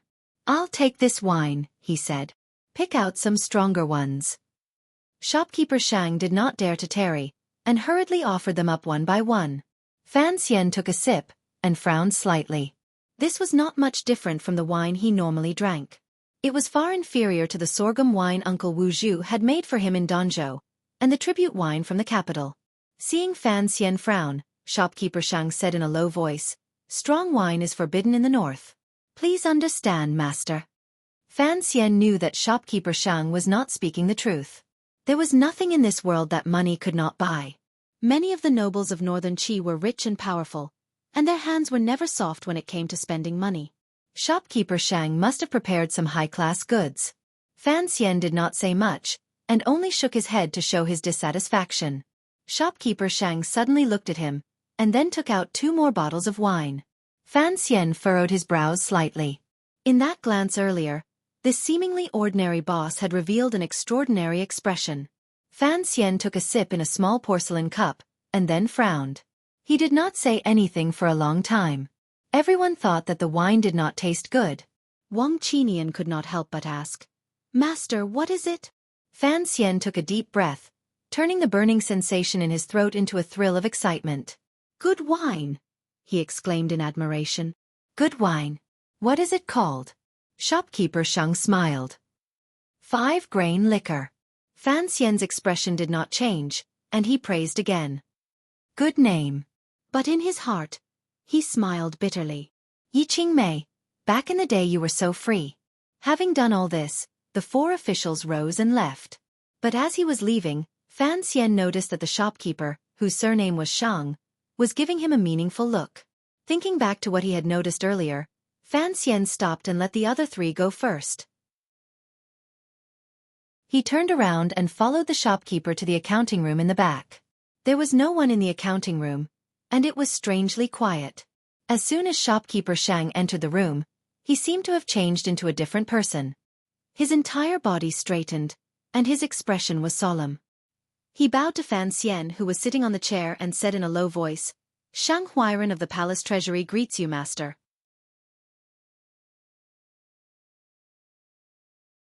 Chapter 217. Fan Xian's expression did not change. He had expected this. Today's trip to Xueqi Street was, on the surface, secondary. The key was to see how the palace treasury was doing in the north. So when he heard Shang Huairan call him son-in-law, he was not surprised.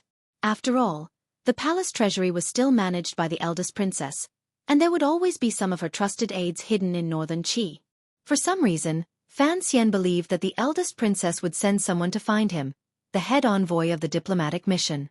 This was not only intuition, but also a judgment of the people of Qing. Whether the people of Qing were virtuous or foolish, they all had a self-confidence and pride that bordered on paranoia. There must be a reason why the eldest princess wanted to let Shaoan go. If it did not have to do with the secrets of the temple, then it had to do with Shang Shanhu, who lived in Shangjing. Now that Shaoan had been sent to northern Qi, the eldest princess would naturally contact her son-in-law, the head envoy of the diplomatic mission, if she wanted to rescue him. But the word son-in-law still struck Fan Xian as absurd. It seemed that his mother-in-law would not like him more and more as she looked at him. Since Shang Huairan dared to call him son-in-law, then he must be the most trusted aide of the eldest princess. Fan Xian looked at him and nodded. "Elder, what do you have to say?" Shang Huairan did not say anything. He only handed him a letter. Sitting in the carriage, Fan Xian squeezed the letter in his sleeve. He had not yet had time to read it, but he was already beginning to feel the weight of the letter. After today's business was finished, he would have to deal with it. Wang Qinian was an expert at tracking, and Gao Da was an amazing fighter, but he would be missing someone to help him judge the situation and analyze intelligence. He couldn't help but think of the students he had taken in during the spring examination. Those guys should have been sent away by now. Perhaps they could become officials, but conspiracies were not their forte. Even if he wanted to train Shi Chanli, it would be too late. Fan Xian suddenly had an idea. If he could get Yan Bingyun out quickly, he believed that it would be of great help to the government's plans. At that moment, Wang Qinian respectfully handed over a thin piece of paper. Fan Xian raised his eyes and glanced at it. It was a banknote worth 500 taels of silver. He frowned. "What is this?" "It's a commission from Boss Yu of the glass shop." Fan Xian glanced at it again and said with a smile, "You can also get a commission if you make a promissory note. You and Gao to take it and split it." "Oh right, leave some for the tiger guards." 500 taels of silver was already a large sum, but Fan Xian had given it away without even looking up. Only a wealthy family like the Fan family could cultivate such a habit. Now that Fan Xizha was a millionaire with an annual income of 10,000 taels of silver, he did not care about such a small sum. Ling Jing smiled and said, "Sir Fan treats money like dirt. I am impressed." Fan Xian knew that he was not truly admiring his clean sleeves, but rather that his house was full of gold. He smiled and said nothing. The carriage passed through the quiet and beautiful streets of Shangjing, and finally arrived at the area where high officials and nobles lived. It stopped in front of Chong Ningho's manor. Shangjing was similar to the south of Jingdo in the Qing kingdom.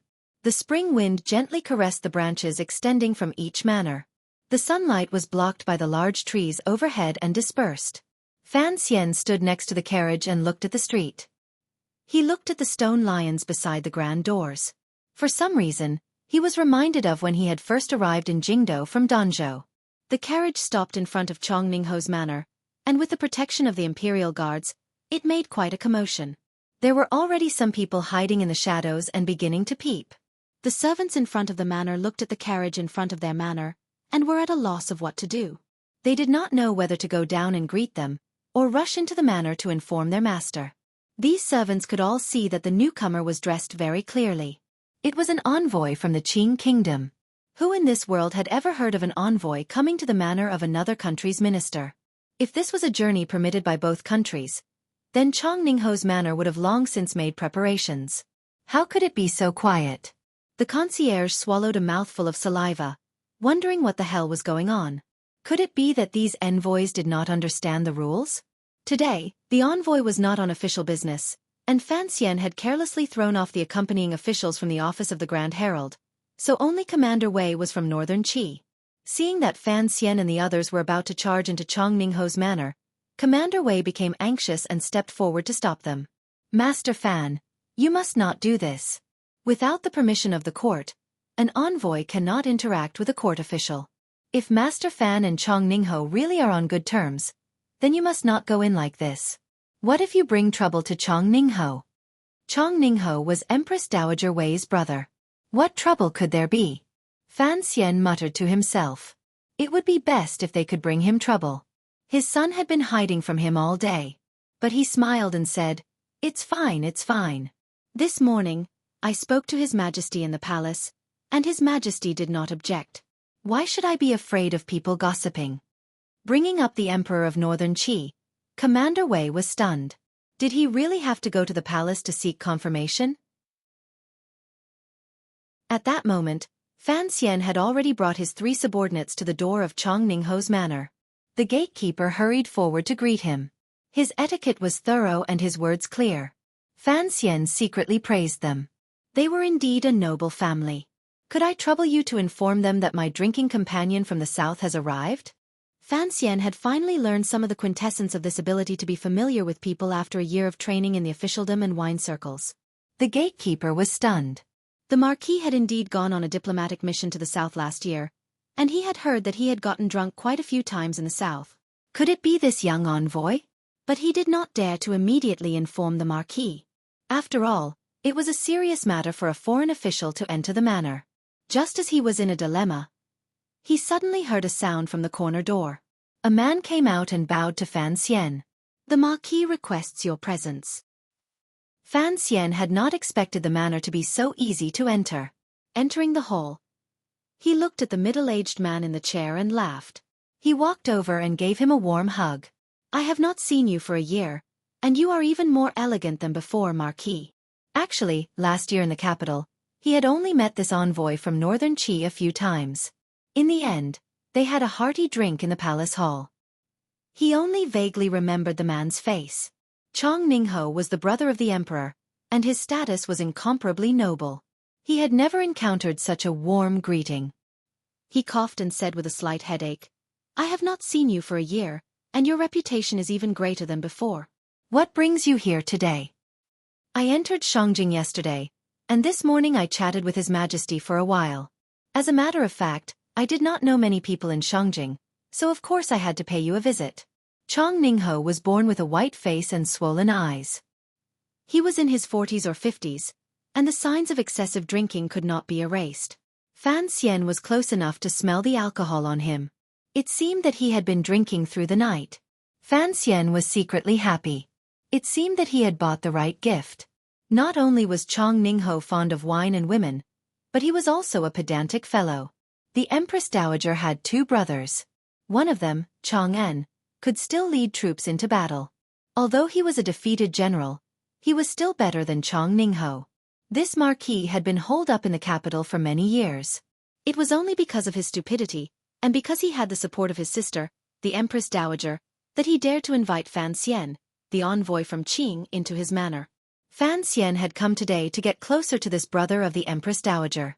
He also wanted to use Chong Ningho to force out Vice Minister Wei. As expected, Marquis Chong Ning's eyes narrowed into slits as he looked at the fine wine brought by his attendants. Although he did not have a clear identity, the fact that he was the brother of the Empress Dowager was enough to make him look down on everyone in the world. Even if Fan Xian was now the commissioner of the Overwatch Council, he would not take him seriously. It was only when he heard the gatekeeper's report that he remembered the young and beautiful man who could drink. After returning to Northern Qi, he had not forgotten about his defeat, so he had invited Fan Xian into his manor. Seeing the fine wine, the Marquis was even happier. He thought that he had a good eye for people. This little Fan Xian was indeed a sensible person. According to the Overwatch Council's intelligence, this Chong Ningho was from a rural village. Although he had studied under Zhuang Mohan, his life in the Northern Qi court was not very satisfactory. The officials of Northern Qi always believed that he had relied on the Empress Dowager's nepotism to climb up, so not many people looked up to him. His reputation in the court was even lower than that of his son, Wei Hua. That was why this marquis was so fond of wine. In the middle of the day, the manor immediately prepared a table full of good dishes. Chong Ningho pulled a few foreign envoys and began to drink to their heart's content. Fan Xian narrowed his eyes slightly and drank a cup. Seeing the old man smacking his lips greedily, he laughed. "Marquis, when we entered earlier, Commander Wei said that it might be inconvenient for you. What's there to be afraid of?" Chong Ningho scolded. Do you expect me to close the door and refuse guests? Last year in the capital, you and Xian Chiwu, Xian Darren, accompanied me very well. Today, I will accompany you. Who would dare to say anything? Fan Xian thought to himself that this was fine. After 3 rounds of wine, Chong Ningho's pale face gradually turned red, and his eyes became a little unfocused. He knew that the man had drunk a little too much, so Fan Xian took the opportunity to ask what he wanted to ask. Hearing his words, Chong Ningho was slightly surprised. Master Fan, you wish to see Provost Shen? Chapter 218. Fan Xian smiled. I heard that during the rebellion in Shangjing, you risked your life to leave the palace with a letter from the Empress Dowager. You mobilized the brocade guards under Sir Shen, and only then did you manage to salvage the situation. Since then, Sir Shen has had a successful career as an official, and he has always been on good terms with you, so I would like you to introduce me to him. This was the only glorious event in Chong Ningho's life. Chong Ningho was already drunk, and now his face was flushed. He was even more drunk than before, and his expression was one of pride. But no matter how stupid he was, he could tell that something was amiss. He hiccuped and stared at Fan Xian strangely. Sir Fan, you are an envoy. Going to see the provost of the Discipline Commission. This is somewhat improper. Fan Xian frowned. As you know, there are always many inconveniences for an envoy in a foreign land. He lowered his voice and said, to tell you the truth, I have offended a large number of officials in Jingdo. Even His Majesty could not protect me, so he used this diplomatic mission as an excuse to kick me to Northern Qi. Chong Ningho nodded and hiccuped. His heart was full of sorrow. Last year, when Northern Qi lost the war, all the nobles related to the Empress Dowager were roasted on the stove, so Chong Ningho was demoted and sent home. As the Empress Dowager's brother, he was kicked to the south to sign that humiliating treaty. Fan Xian's offending of a large number of civil officials in the south was truly shocking. The Prime Minister of the South had been removed, the Director of the Board of Rights had been hanged, and 16 high-ranking officials had been executed. The civil service case had caused such a ruckus that even the officials of Northern Qi knew about it. So Chong Ningho believed that Fan Xian was telling the truth. But why do you want to see the Provost of the Discipline Commission? Chong Ningho was in a bit of a dilemma. He really did not know what this young official wanted. I want to get rich. Does Master Marquis want that? Hearing the word, get rich, Chong Ningho was immediately interested. Business. Fan Xian filled Master Ho's cup. There was no one else around the banquet, only the old man and the young man. Fan Xian spoke in a low voice. Master Ho, you must have heard that I will take over the palace treasury in the south by the year after next. At least 40% of the treasury's business is sent to the north, so I must build a good relationship with the Discipline Commission. Otherwise, how can I ensure my safety along the way? Chong Ningho looked at him, his heart filled with shock. He instinctively shouted, You're trying to smuggle. Fan Xian raised his index finger to his lips and smiled. Drinking a mouthful of wine, he said, Marquis, do you think we should do this business? Chong Ningho had already sobered up quite a bit. Half of it was from the shock, and the other half was from the joy. What did the Qing kingdom rely on for its recent rise? Isn't it just the businesses left behind by the Yi family? If he could turn the interests of the Southern Imperial Court into his personal interests, what kind of number would that be? However, Chong Ningho still found it hard to believe. Could this young Southern official really be so daring? Chong Ningho thought about it for a long time. If Fan Xian wanted to smuggle, he indeed needed to build a good relationship with the Discipline Commission. As for the drawbacks, there was not a single one. In any case, Fan Xian was greedy for the money in the Qing kingdom's treasury. The Northern Qi kingdom would suffer no loss at all. If he smuggled, the prices of those goods would fall, and the palace would save a great deal of money. The Empress Dowager and the Emperor's nephew would probably wake up laughing. Why wouldn't he do something like this that harmed others to benefit himself? Chong Ningho fiercely drank a mouthful of wine. Deal. I'll arrange for you to meet with old Shen, but what? Fan Xian, I must say this. I must get the palace's approval for this. That won't do. Fan Xian said resolutely and decisively. I have already said enough today. Originally, it was just the 3 of us getting rich. If the Marquis plays this game, Then wouldn't my head be tied to the belt of the northern Qi court? Chong Ningho knew that Fan Xian's words were reasonable, but he still smiled bitterly. I don't dare to take responsibility for such an important matter. Then please consider it, Marquis, said Fan Xian coldly. Fan Xian said coldly. However, this matter involves the lives of my family, so the Marquis' mouth must be sealed. A vicious look suddenly flashed in Fan Xian's eyes. Chong Ningho saw this look, but the Marquis was not afraid at all.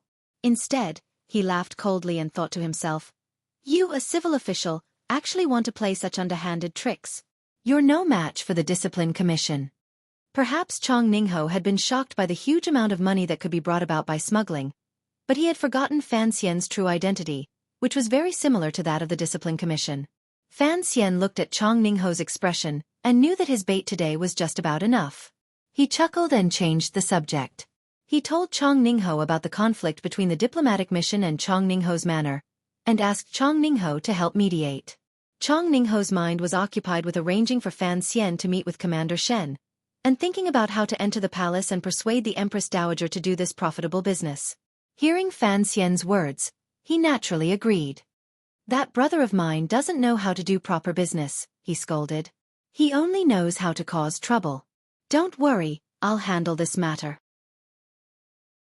Not having eaten and drank to his heart's content, Envoy Fan left the manor and boarded the carriage, preparing to return to the diplomatic mission. Just then, he suddenly heard the hurried sound of hooves in front of him. It stopped next to the carriage. Fan Xian lifted the curtain and saw that it was indeed the eldest son of Chong Ningho's family, Wei Hua, the vice minister of the office of the Grand Herald, who had hurried back. He couldn't help but smile. It seemed that he had accomplished all 4 of his goals by delivering gifts to Chong Ningho's manor. Master Fan, what exactly do you want to do? Wei Hua gritted his teeth and lowered his voice to speak to Fan Xian, who stood by the carriage window. Fan Xian burped, and the sour smell made Wei Hua quickly cover his nose. He smiled and used his palm to clear the air. Your father and I were drinking buddies in the past. Since I've come to Shangjing today, of course I had to pay him a visit. Wei Hua was both angry and angry. You are an envoy of a country, and your words and actions will attract attention. If you truly wish to visit friends and relatives, you must do so after the affairs of the country have concluded. Then, the office of the Grand Herald will make the arrangements, or you can request an edict from the palace through the Ministry of Rights. If your sudden visit is noticed by the court officials, how will my father explain it to the palace tomorrow? Fan Xian laughed. The Marquis is a free and easy man. He doesn't care about such things. The vice minister's elegance is a far cry from your father's. Wei Hua suppressed the anger in his chest and swallowed his anger. Everyone knows that my father loves to drink. Master Fan, what exactly do you want to do? The drunkenness in Fan Xian's eyes disappeared, and he looked at Wei Hua calmly. The indifference in his eyes made Wei Hua feel a little uncomfortable. What do I want to do? I want to introduce a business deal to your father. Wei Hua didn't know what he meant, but his intuition told him that it was extremely dangerous. He placed his hand on the window frame of the envoy's carriage and frowned. Master Fan, if you have something to say, please say it. I'm looking for you today. You're hiding. Fan Xian looked at him with a faint smile. I'm looking for the vice provost, but he's not at the Ministry of Rights. I'd like to ask, who should I look for? Wei Hua replied awkwardly, Aren't the envoys of your country currently in discussion with the Ministry of Rights? The border is being demarcated, and so is the prisoner exchange. Fan Xian looked him in the eye and said coldly, But as the vice minister of the office of the Grand Herald, you should know what I want to do. Don't think about delaying it any longer. I must see him by tomorrow. Wei Hua said, The procedures are complicated. Do you think you can see him so easily? Fine. I'll come see your father tomorrow. Fan Xian was so angry that he laughed. Drink, talk, and then discuss business. Such a life as an envoy can be considered a happy one. With that said, the carriage began to move. Under the escort of the Northern Qi army, it happily made its way back to the encampment. Wei Hua angrily threw the horsewhip to the servant and walked into the manor. Along the way, he asked when Fan Xian had come and what he had done. After hearing that Commander Wei had accompanied him all the way, his heart calmed a little. Presumably, The emperor's officials would not be able to use this matter to make a fuss. Entering the reception hall, Wei Hua saw that Marquis Chongning was still enjoying his wine. Wei Hua was furious, but he suppressed his emotions and respectfully bowed to Marquis Chongning. Seeing that his most promising son had returned, Chongning smiled and said, "Come, come, come. We have a guest today. It's that Fan Xian I've always mentioned. Hey, that kid, he actually managed to get 2 jars of the liquor from the Xueqi street store." Wei Hua finally couldn't take it anymore. He sighed and said, "Father, he's an envoy from an enemy country. Who knows how many people in the court are watching our Chongning and Chongning families. Could you?" Before he could finish, Chongning was already howling. "What? I'm the Empress Dowager's brother. Can't I have a guest at home? That's no ordinary guest. He's an envoy from the kingdom of Qing." Wei Hua's voice grew louder. "It's precisely because our family is different from others that, for the sake of my aunt's reputation, you shouldn't have let Fan Xian through the door today." For some reason, as soon as Wei Hua became fierce, Chongning softened. He hugged his wine cup, his face full of misery, and said with a sobbing tone, "What face? From the day your aunt entered the palace, your father, I, have lost all face. Who am I? I'm Zhuang Mohan's student. But in the eyes of others, what am I? Look at all the years I've been in the capital. Which official in the court was willing to visit me? Those who came to visit me were all those shameless things. I'm sick of them."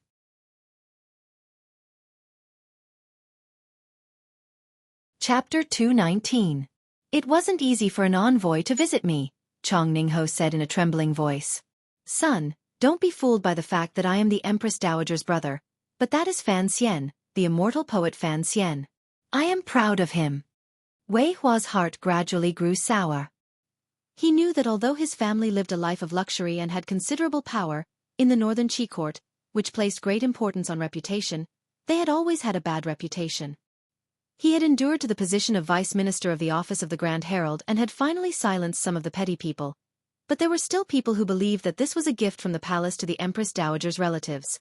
He sighed. He knew that his father had studied under Zhuang Mohan, and was prepared to help the world. But because of his aunt, he could only be an idle marquis. These many years of depression could be washed away with a cup of wine, so he didn't say anything more. But thinking of what Fan Xian had said before he left, he was still a little afraid. "Fan Xian said he wanted to do business with you? He is the commissioner of the Overwatch Council. What business can he do? And what business does he have that requires your presence?" Chongning replied, "I am just a middleman. The person he really needs is Sir Shen." "Uncle Shen?" "Correct. Fan Xian's father is the Minister of Revenue, and he has the status of a fake princess consort. In the future, he will be in charge of the eldest princess palace treasury business. It seems that he intends to do something. If I don't have your Uncle Shen's protection and escort, I won't be able to do this shady business for long." Wei Hua was just as shocked as his father when he first heard this news. His jaw dropped. "Is he planning to smuggle? This is a trap." This was Wei Hua's first reaction. "He has no need to threaten me." Chongning shook his head in disagreement. Wei Hua grew anxious. "You don't know, but there is an agreement between the two countries. Fan Xian is anxious about this matter, and His Majesty wants us to stall for as many days as we can, until the Qing diplomatic mission is anxious. With this, regardless of whether this business is real or not, if you really arrange for him to meet with Sir Shen, we won't be able to escape. If Fan Xian comes looking for me again, how am I supposed to stall? Do we have to stall because His Majesty says so?" Chongning looked at his son. "In any case, that person is going to be released. If we can get something out of it, then we should help Fan Xian. What are you afraid of? Your aunt is still in the palace." Wei Hua sighed and didn't know what to say. A moment later, he asked in a small voice, "Do you think what Fan Xian said is true?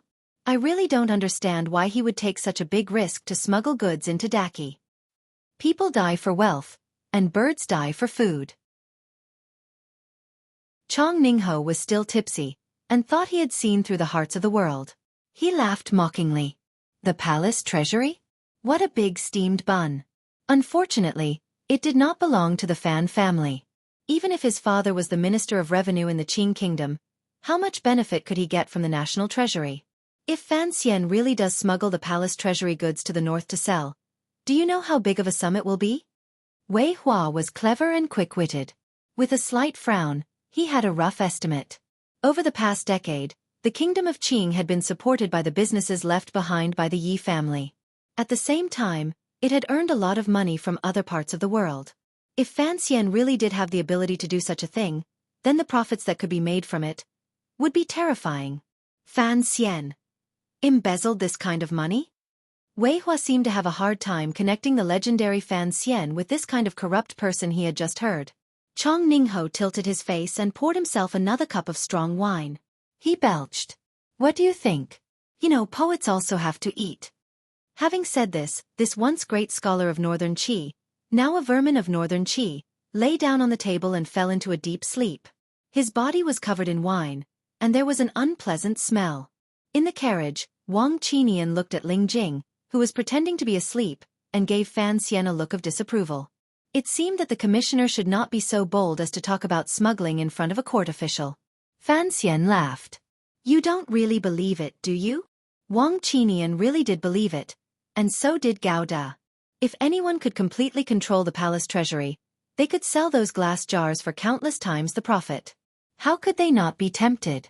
Fan Xian was not tempted, because to the eldest princess, the palace treasury belonged to the court. And to Fan Xian, the palace treasury belonged to the Yi family. It was his. At least one day, it would completely become his. Stealing his own goods and selling them to the north for a low price? Only an idiot would do such a thing. But the problem was that no one knew Fan Xian's true thoughts. No one knew the historical connection between Fan Xian and the so-called royal merchant of the palace treasury. So everyone who heard Fan Xian's plan thought that the son of the Fan family really wanted to dig out a gold mine that belonged to him alone from the golden mountain that was the palace treasury. Fan Xian did not want to dig at all.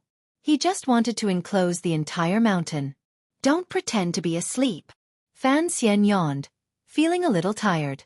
Next to him, Ling Jing opened his eyes awkwardly and looked at Fan Xian with some fear. Although he was the deputy, the young official in front of him was not only the head envoy, but also the commissioner of that terrifying yamen of the Overwatch Council. Fan Xian did not shy away from talking about a legal business in front of him. It was hard to say that he would not cause an accident on his way back home. Fan Xian looked at him, amused. He patted him on the shoulder. Are you stupid? I'm saying it in front of you because I'm not afraid of you knowing. When you go back tonight, write something down and send it back to the capital. Don't worry, the court will understand what I mean. Even if the court didn't understand, as long as the emperor did. Ling Jing forced himself to believe that the young man in front of him would not become the most corrupt official in the history of the kingdom of Qing. He swallowed to moisten his dry throat. Sir, why did you come to Chong Ningho's manor today? First, to build a good relationship with the Empress Dowager of Northern Qi. It seems that the Emperor of Northern Qi is taking care of the diplomatic mission. Fan Xian lowered his head and closed his eyes, feeling sleepy. At the same time, let Chong Ningho deal with the matter at the entrance of the diplomatic mission. After all, he beat up the precious brat of the Marquis of Northern Qi. It has to be dealt with. Hearing the words, precious brat, Wang Qinian and Gao Da smiled at the same time. They felt that Fan Xian was right. So that it doesn't affect the official business of this diplomatic mission. Third, if I want to see Sir Shen, I can only do it through Chong Ningho. Fourth, I want to scare Wei Hua. Whether or not the manor believes the food I threw out, I'm sure he'll secretly speed up the process. Why do you have to go through all this trouble? To see Commander Shen. Ling Jing frowned. He's a high-ranking official. Different from Chong Ningho. Northern Qi won't allow it. So it depends on what Chong Ningho thinks. Even if he doesn't see him, there's no harm. Fan Xian opened his eyes and yawned again. As for why I want to see him, that's council business. It's not convenient to tell you, Sir Lin. Ling Jing shivered. Remembering Fan Xian's true identity, he fell silent. Fan Xian yawned again. He had been yawning all the way in the carriage. It seemed that he was exhausted. After entering the palace today, he hadn't had any time to rest. What do we do later? Wang Qinian whispered. We're in enemy Shangjing, after all. We're in the dark. Should we contact the eyes and ears of the 4th Bureau in Shangjing? I said no. Fan Xian stuffed his fist into his mouth, forcibly stifling the yawn that was about to escape his lips. He replied tiredly, "Don't let those spies take risks. It's not time yet. What do we do later? Just sleep. Tomorrow, we'll wait for Wei Hua to take us to see Yan Bingyun." He squeezed the stiff envelope in his clothes, and a trace of worry appeared between his brows. After reading the letter, Fan Xian's palm tightened, and he ruthlessly crushed the paper into pieces. This was a habit he had developed in the Tsang Mountains. The pieces had already become powder. Even if the intelligence experts of the 2nd Bureau of the Overwatch Council collected them, they would not be able to recover them. The letter was written by a man named Huang Yi. Fan Xian had heard of this name before. He was an advisor of the eldest princess in the Li Palace in Xinyang. In the Overwatch Council's most confidential intelligence report, it was made clear that this scholar had an ambiguous relationship with the eldest princess. Save, save, save. I'm not some youth trying to put out a fire. Fan Xian laughed bitterly. Only now did he realize the complicated relationship behind the matter. Chen Pingping clearly didn't know that Shaoan had the secret of the temple, and neither did the eldest princess. So the starting point of their actions was very simple and clear. Chen Pingping wanted Yan Bingyun to return and Shaoan to die because he didn't like the idea of another old enemy in the north. He also believed that this was an excellent opportunity for Fan Xian's growth. The eldest princess didn't care about Yan Bingyun's life or death, but she wanted Shaoan to live and regain control of the brocade guard. She liked to see Shang Shanhu and Shaoan, a pair of powerful men, standing between the Empress Dowager and the Emperor of Northern Qi. Looking for an opening, they would make the Northern Kingdom even more uncomfortable. Although he didn't know the eldest princess's overall plan, Fan Xian was certain that his mother-in-law, who was far away in Xinyang, had reached some sort of secret agreement with Shang Shanhu. Otherwise, she wouldn't have invested so much. The eldest princess didn't know about the letter, and hadn't discovered the matter of the night in Guangxin Palace. But Fan Xian was a black-clothed man hiding in the dark. He naturally wanted to keep a respectful distance from the eldest princess, waiting for an opportunity to strike. Now, far away in a foreign country, he received her letter. He couldn't help but feel that it was absurd. After all, what did this have to do with Fan Xian?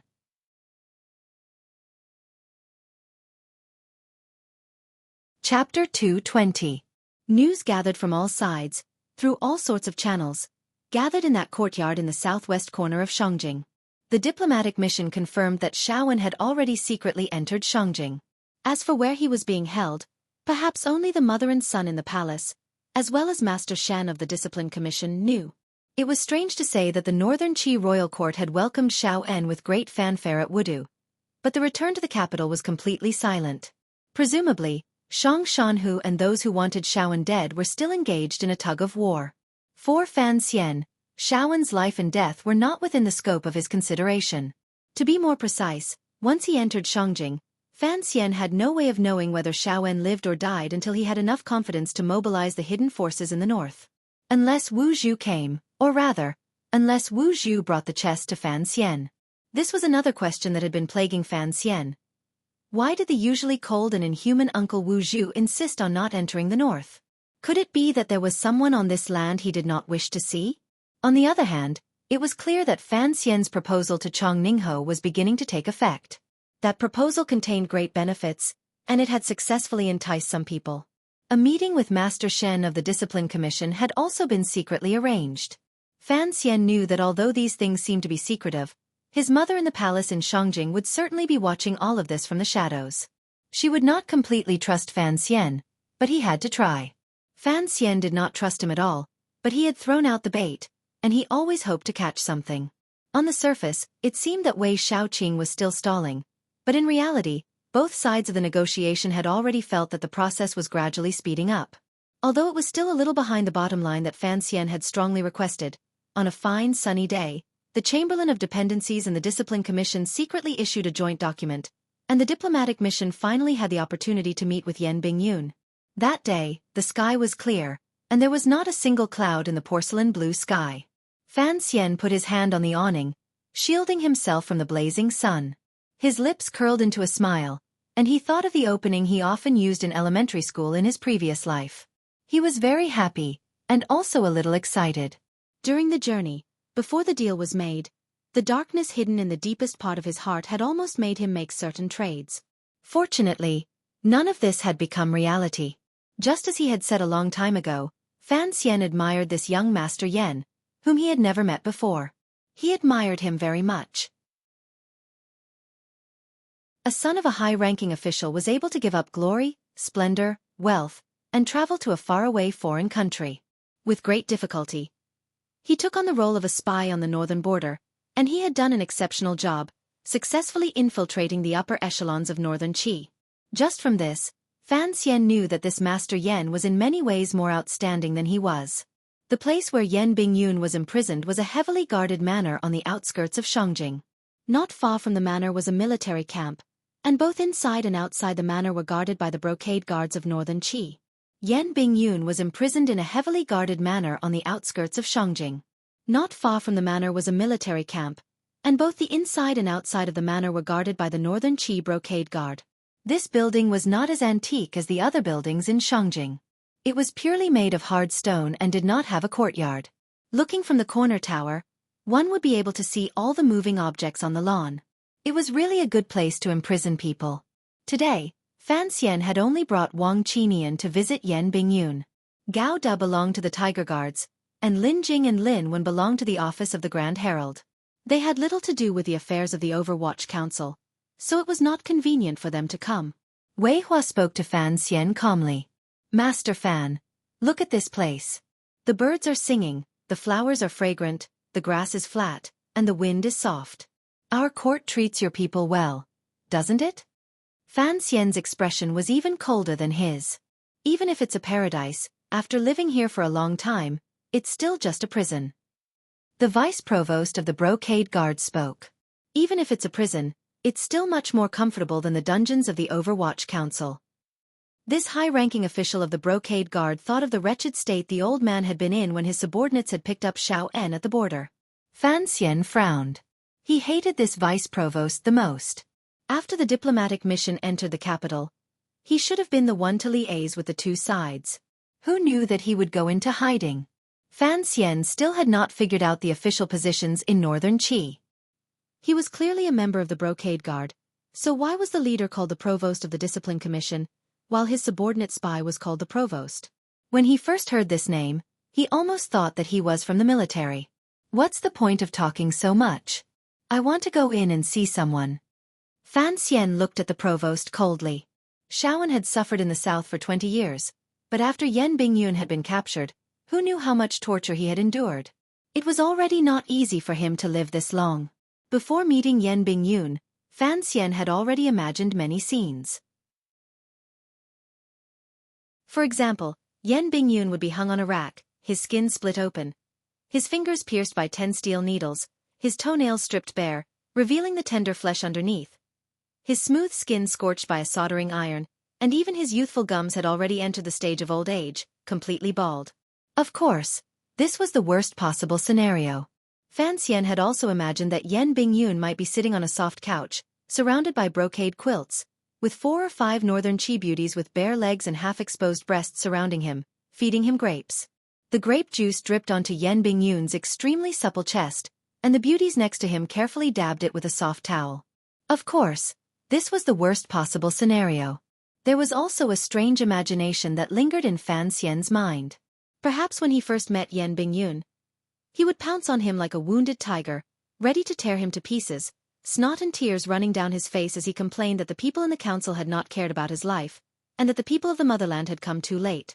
Of course, this was the least likely scenario. But no matter how he imagined it, when Fan Xian walked into the room, he still felt that the human imagination was quite lacking, and that his own was not that strong either. He looked at the young man sitting on the chair and opened his mouth slightly in shock. He had not expected Yen Bingyun's current situation to be like this. Vice Minister Wei and the Vice Provost clearly had not expected this either, and they opened their mouths to cry out in surprise. The room was decorated simply and elegantly.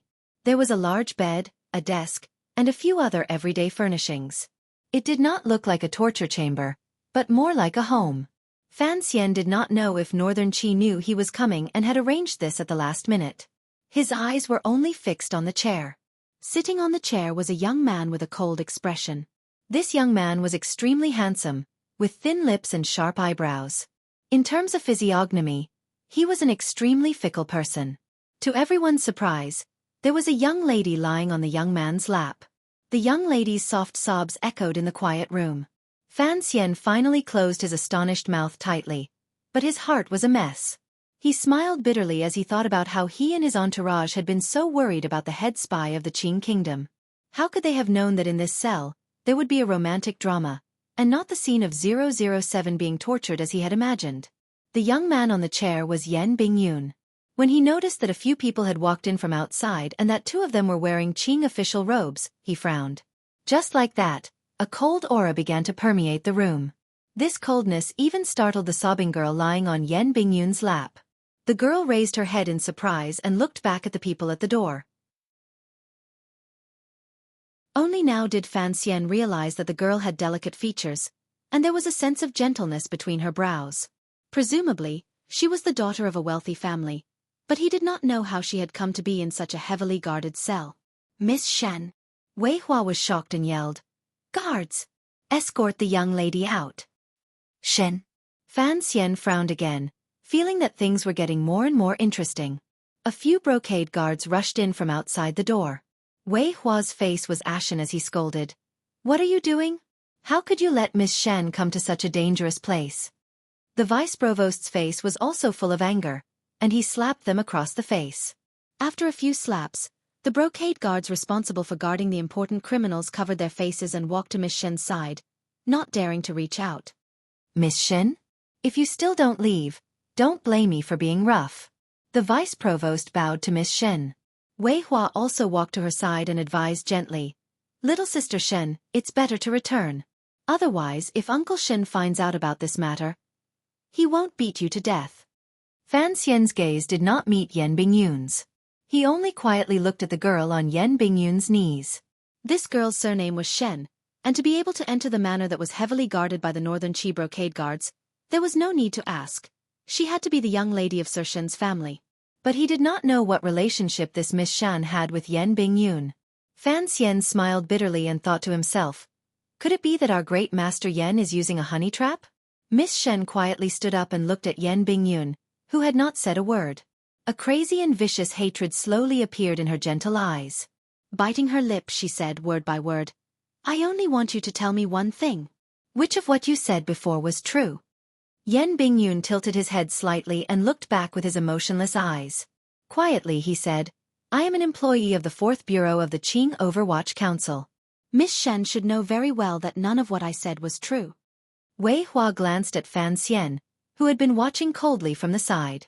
Afraid that if the young lady continued to speak, these southern officials would laugh at her. He quickly ordered people to drag Miss Shen out.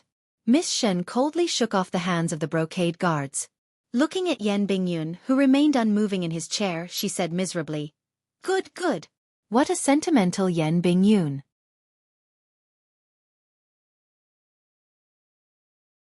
Chapter 221. What a sentimental Yan Bingyun. These earnest words were filled with heartbreak and despair. Even Fan Xian, who had a heart of steel, could not help but sigh when he heard this. Wei Hua's face was filled with rage. He looked at Yan Bingyun, who was sitting calmly in his chair, as if he wanted to immediately tear this enemy spy to pieces.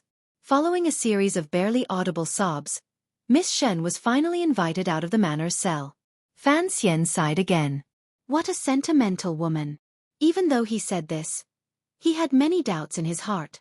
Even if that young lady was the daughter of Shen Zhong, the head of the brocade guard in Northern Qi, and even if Yan Bingyun had some sort of emotional entanglement with her during his years in Northern Qi.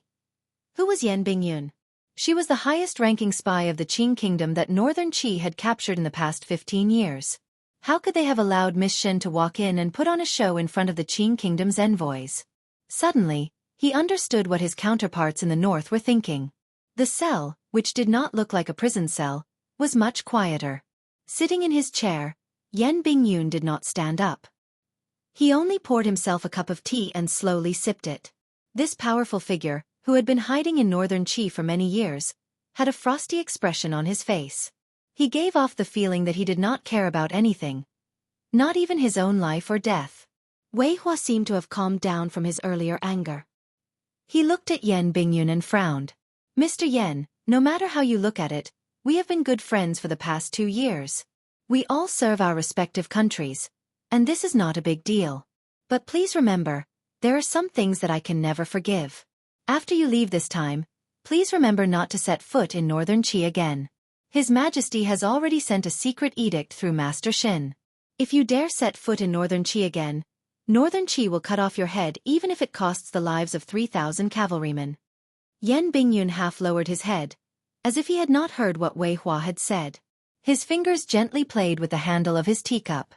Ever since his identity had been exposed last year and he had been imprisoned, this great scholar Yun, who had once been a social figure in Shangjing, seemed to have become a natural mute. Today, I am here to see him, Fan Xian said expressionlessly to Wei Hua. Fan Xian expressionlessly said to Wei Hua, I need a specific date.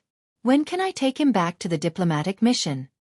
He can't return to the diplomatic mission, so he can only sneak out of Shangjing. Do you know how many people in Shangjing want to tear your Lord Yan's fresh meat apart? Wei Hua said coldly. Fan Xian shook his head. His Majesty has decreed that I must bring Sir Yan back to the diplomatic mission. As for the cover-up, we will do it. Do you think we want to stir up unnecessary trouble? Wei Hua frowned. He knew that Xiao En and Si Lily had already entered Shangjing. In this secret agreement, the Qing kingdom had already made the first move. They could not delay any longer. Furthermore, Fan Xian's intrusion into his manor had indeed provoked much criticism. But his seemingly absurd proposal had, for some reason, moved the people of the palace, as well as Master Shen, who held a great deal of power in his hands. I'll get the paperwork done right away. Fan Xian nodded calmly and said, Can you make things easier for me? I would like to speak with Sir Yan alone. Wei Hua frowned. If Fan Xian really wanted to discuss something, he could have waited until Yan Bingyun returned to the diplomatic mission. Wouldn't that have been more secretive? After thinking about it, he still had no idea what Fan Xian wanted. He nodded and signaled for the vice provost to leave with him. Only Fan Xian, Wang Qinian, and Yan Bingyun, who had his head half lowered and was incomparably cold, remained in the room. Fan Xian had no self-awareness that he was in the prison of an enemy nation's brocade guard. With a warm smile on his face, he dragged a chair and sat in front of Yan Bingyun. Looking at the young man's handsome face, he said, I am Fan Xian. Fan Xian knew that before Yan Bingyun was arrested, he had already entered the capital. As the head of the Overwatch Council in the north, Yan Bingyun must have heard of his name. As expected, after hearing Fan Xian's name, Yan Bingyun's fingers slowly left the slippery handle of the teacup. He raised his head and looked at Fan Xian. But his eyes were full of mockery and disdain, which surprised Fan Xian. Fan Xian? The illegitimate son of the Minister of Revenue, Fan Jian. He grew up in Danzhou, likes to drink, has no talent, that's all. Yan Bingyun spoke again. His voice was soft and gentle, completely at odds with the cold expression on his face. What are you doing here? Fan Xian sighed. I say, Sir Yan, you've been locked up for over half a year. The world has changed a lot. First of all, my father has become the Minister of Revenue. Secondly, the untalented me is now the head envoy of the diplomatic mission. My main purpose in coming to Northern Qi is to bring you back home. For some reason, Yan Bingyun seemed to loathe the name Fan Xian. Fan Xian didn't understand why. Bring me back home? Yan Bingyun slowly raised his head again. He was only in his 20s, but his eyebrows were already mixed with a few strands of silver, giving him a strange appearance. Who are you? Why should I believe you? I am Fan Xian, the Commissioner of the Overwatch Council. Fan Xian knew that as the head of the Secret Service, Yan Bingyun would be very careful. Yan Bingyun must still be wondering whether or not Fan Xian was a Qi spy. So he took the token from his waist and waved it in front of Yan Bingyun's eyes. Yan Bingyun's eyes swept over the wooden token, and he frowned. He knew that this token was extremely difficult to forge, but he still couldn't believe that this man in front of him, who was even younger than him, had become the commissioner of the council. The commissioner was a transcendent existence under the director. The 8 bureaus were not under his jurisdiction, but in reality, they were all restricted by him. And during this half a year of imprisonment, Yan Bingyun had long since sealed off his mind. He wouldn't believe anything that seemed unreasonable. He didn't dare take any risks, because any information he revealed could completely destroy Qing's spy network in northern Qi. This was a serious matter, and he had to be careful. Wang Qinian, who had been silent all this time, stepped forward and said quietly, "Sir Yan, Sir Fan is the newly appointed commissioner. He came north specifically to rescue you from prison." Yan Bingyun looked at Wang Qinian coldly. "You are Sir Wang of the First Bureau?" "That's right." Facing Yan Bingyun, who had been sitting peacefully on the chair, Wang Qinian did not know why he felt a little nervous. When he thought about how Yan Bingyun had already been locked up for half a year, Wang Qinian did not know whether to admire or pity him. "I don't need you to confirm my identity." Fan Xian gently patted Yan Bingyun on the shoulder and smiled. "This matter is almost over. You can keep quiet and follow the diplomatic mission back home. Don't speak until you see Chen Pingping or your father. I think that will make you feel more at ease." Hearing this, Yan Bingyun frowned. He knew that this could not be a scheme of northern Qi. But Fan Xian saw something strange in Yan Bingyun's frown. His face grew cold, and he carefully reached out to Yan Bingyun's collar. Yan Bingyun raised his head and looked at him. There was a hint of ridicule in his cold eyes. "You want to see?" he asked softly. "Yes." Fan Xian calmly grunted. Then he slowly pulled open Yan Bingyun's white robe. The robe was as plain as the clouds and as white as snow. As the cloth separated from Yan Bingyun's body, there was a very faint tearing sound. Yan Bingyun's expression didn't change. Not even his eyebrows twitched. Fan Xian's expression grew unsightly. Underneath the white robe was the horrifying skin on Yan Bingyun's neck. It was covered in red and purple scars. Clearly they were new flesh. It seemed that he had been resting for a long time to recover to his present state. There were so many wounds on his neck alone. One could only imagine what kind of torture Yan Bingyun had endured under the cover of this loose white robe. Wang Qinian cursed a few times. Fan Xian's expression returned to normal. Looking at Yan Bingyun's cold face, he asked, "How long has it been since you've been tortured?" 3 months, Yan Bingyun replied with a smile. Yan Bingyun replied with a smile. It seemed that this body, which had suffered half a year of terrifying torture, was not his. Fan Xian carefully tidied up his collar and sighed. Northern Qi knew when we would arrive, so they stopped for 3 months. After 3 months, the wounds are still so terrible. "Sir Yan, you have suffered." Yan Bingyun looked at him lightly. It seemed that he was not satisfied with the commissioner's words. "It seems that your concern is unnecessary," he said coldly. Fan Xian was speechless. He didn't know what to say. He had only wanted to express his concern, but he had been ridiculed as not being professional enough. "Before the agreement is confirmed, I won't say anything." Yan Bingyun looked into Fan Xian's eyes. "I'm just curious. What method did the court use to rescue me from the hands of northern Qi?" Without waiting for Fan Xian and Wang Qinian to reply, Yan Bingyun took a deep breath. "Don't tell me that the court would be stupid enough to trade the grasslands of Qianlong Bay for a useless person like me. Don't worry. Even if I was willing, His Majesty wouldn't be so stupid." Fan Xian shook his head helplessly. He explained the general contents of the agreement to Yan Bingyun. The room suddenly sank into a strange silence. Yan Bingyun lowered his head and didn't speak for a long time. Fan Xian looked at him. Suddenly, he heard Yan Bingyun mutter to himself, "Using Xiaoen to trade for me? Idiot!" Yan Bingyun suddenly raised his head and stared at Fan Xian with a mocking and angry gaze. But he still calmly suppressed his voice to a whisper.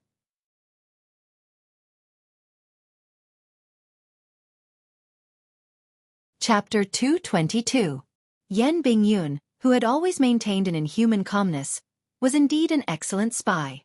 But the fury he had exploded in that instant was proof of his power and control as the head of the Qing Kingdom spies in northern Qi. Faced with the flames of anger shooting out of the prisoner's eyes, even Fan Xian unconsciously wanted to dodge. Yan Bingyun's lips trembled. In a low voice, he spoke quickly, like an exploding firecracker. He moved closer to Fan Xian's ear. "Is Xiaoen still under control?" Fan Xian shook his head. After Wudu, He was handed over to the brocade guard of Northern Qi. I suppose he has already entered the capital. Is there any way to kill him? No. Did you get the secret out of his mouth? Fan Xian shivered. He pulled away from Yan Bingyun and looked at him calmly. You know the secret he's talking about? Yan Bingyun looked at the young commissioner in front of him, and a strange smile appeared on his lips. I've been in Northern Qi for 4 years. Naturally, I know that the Northern Qi royal family has always been obsessed with Xiao En. Although I don't know the specifics of that secret. For the Northern Qi royal family to place such importance on it, it can't be simple. After a pause, Yan Bingyun suddenly said, Do you know who Xiao En is? Fan Xian nodded and smiled. I believe I know more than anyone else. Yan Bingyun quickly cursed. Since you know, how could you allow such a thing to happen? Fan Xian looked at him calmly. The intentions of His Majesty and the director are clear. Xiao En is old, and you are still young. So in this deal, we have the advantage. Yan Bingyun once again fell silent. He had not expected that because of him, the Qing royal court would be willing to use Xiao En in exchange. But this reality made the commander of the northern spies feel a sense of defeat. Being captured alive by the brocade guard of Northern Qi was already a humiliation, and now the royal court had to pay such a heavy price. Without a doubt, it was even more humiliating. He was very disappointed. His body, shrouded in his white robe, seemed to shrink. Fan Xian looked at him calmly. You are a smart man.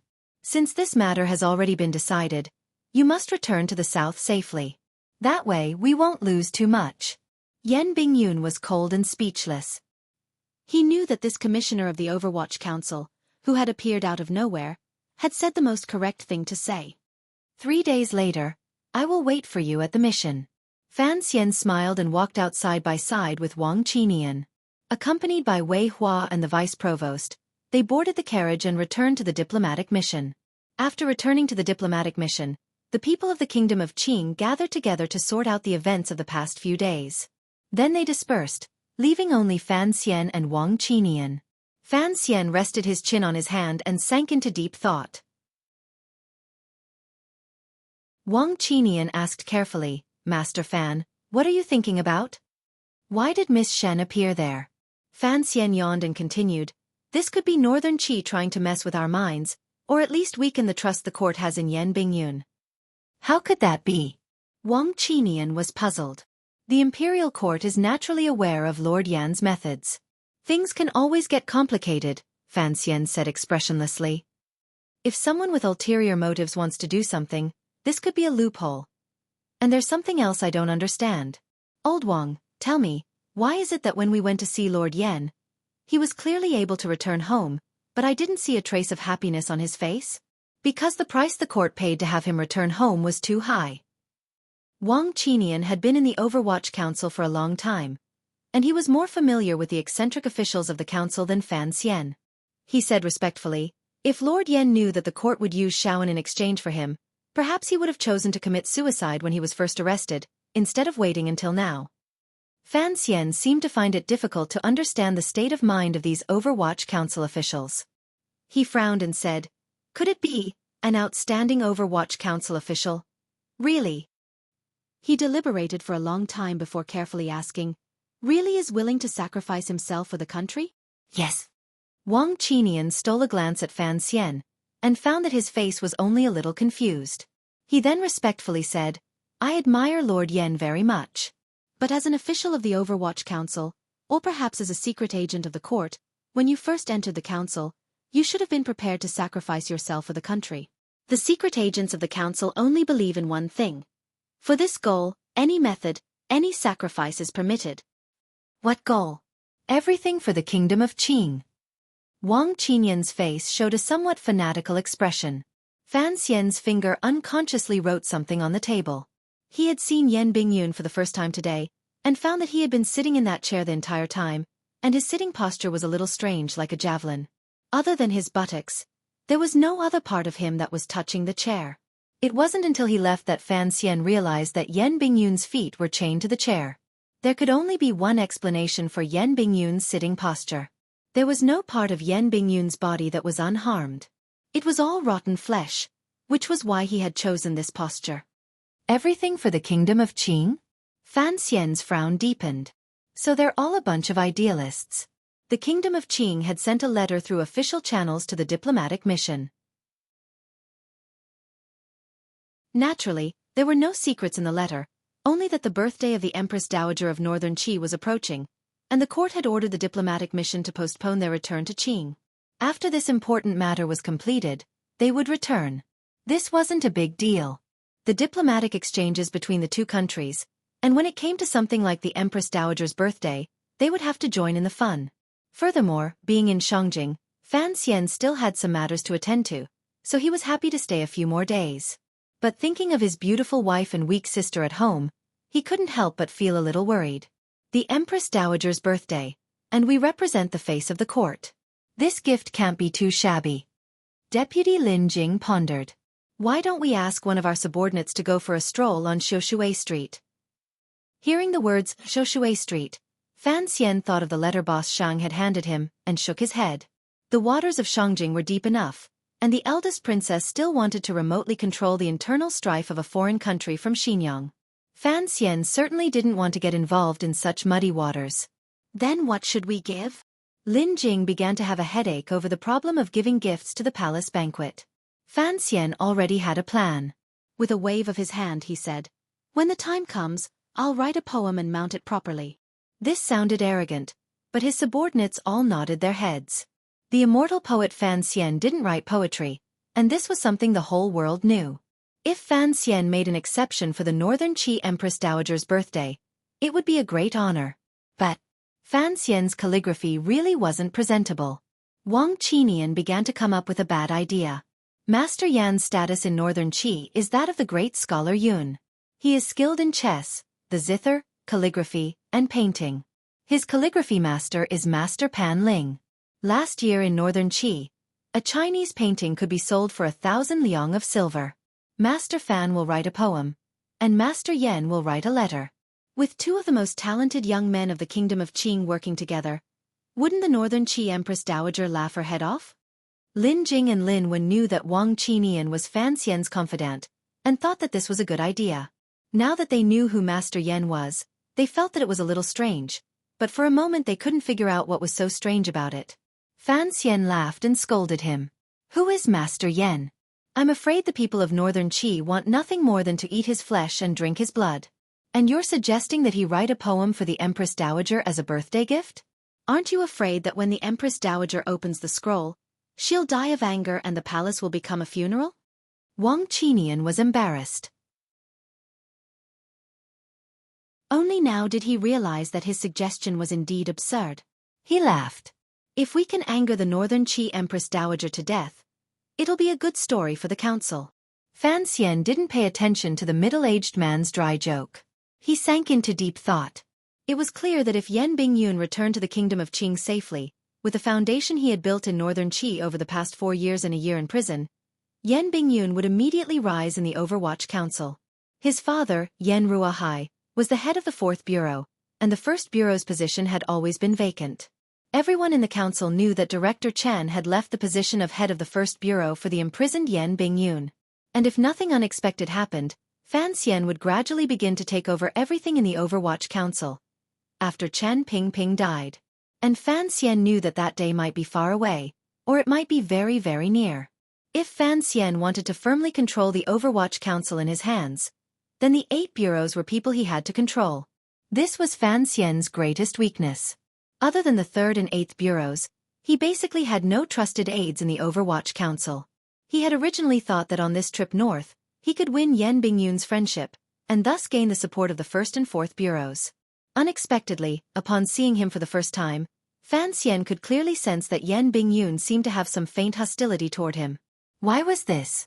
Fortunately, Yan Bingyun didn't seem to want to hide this hostility, which made Fan Xian feel a little more at ease. "Master, it's time," Wang Qinian reminded him in a quiet voice. Fan Xian nodded and stood up to leave the courtyard.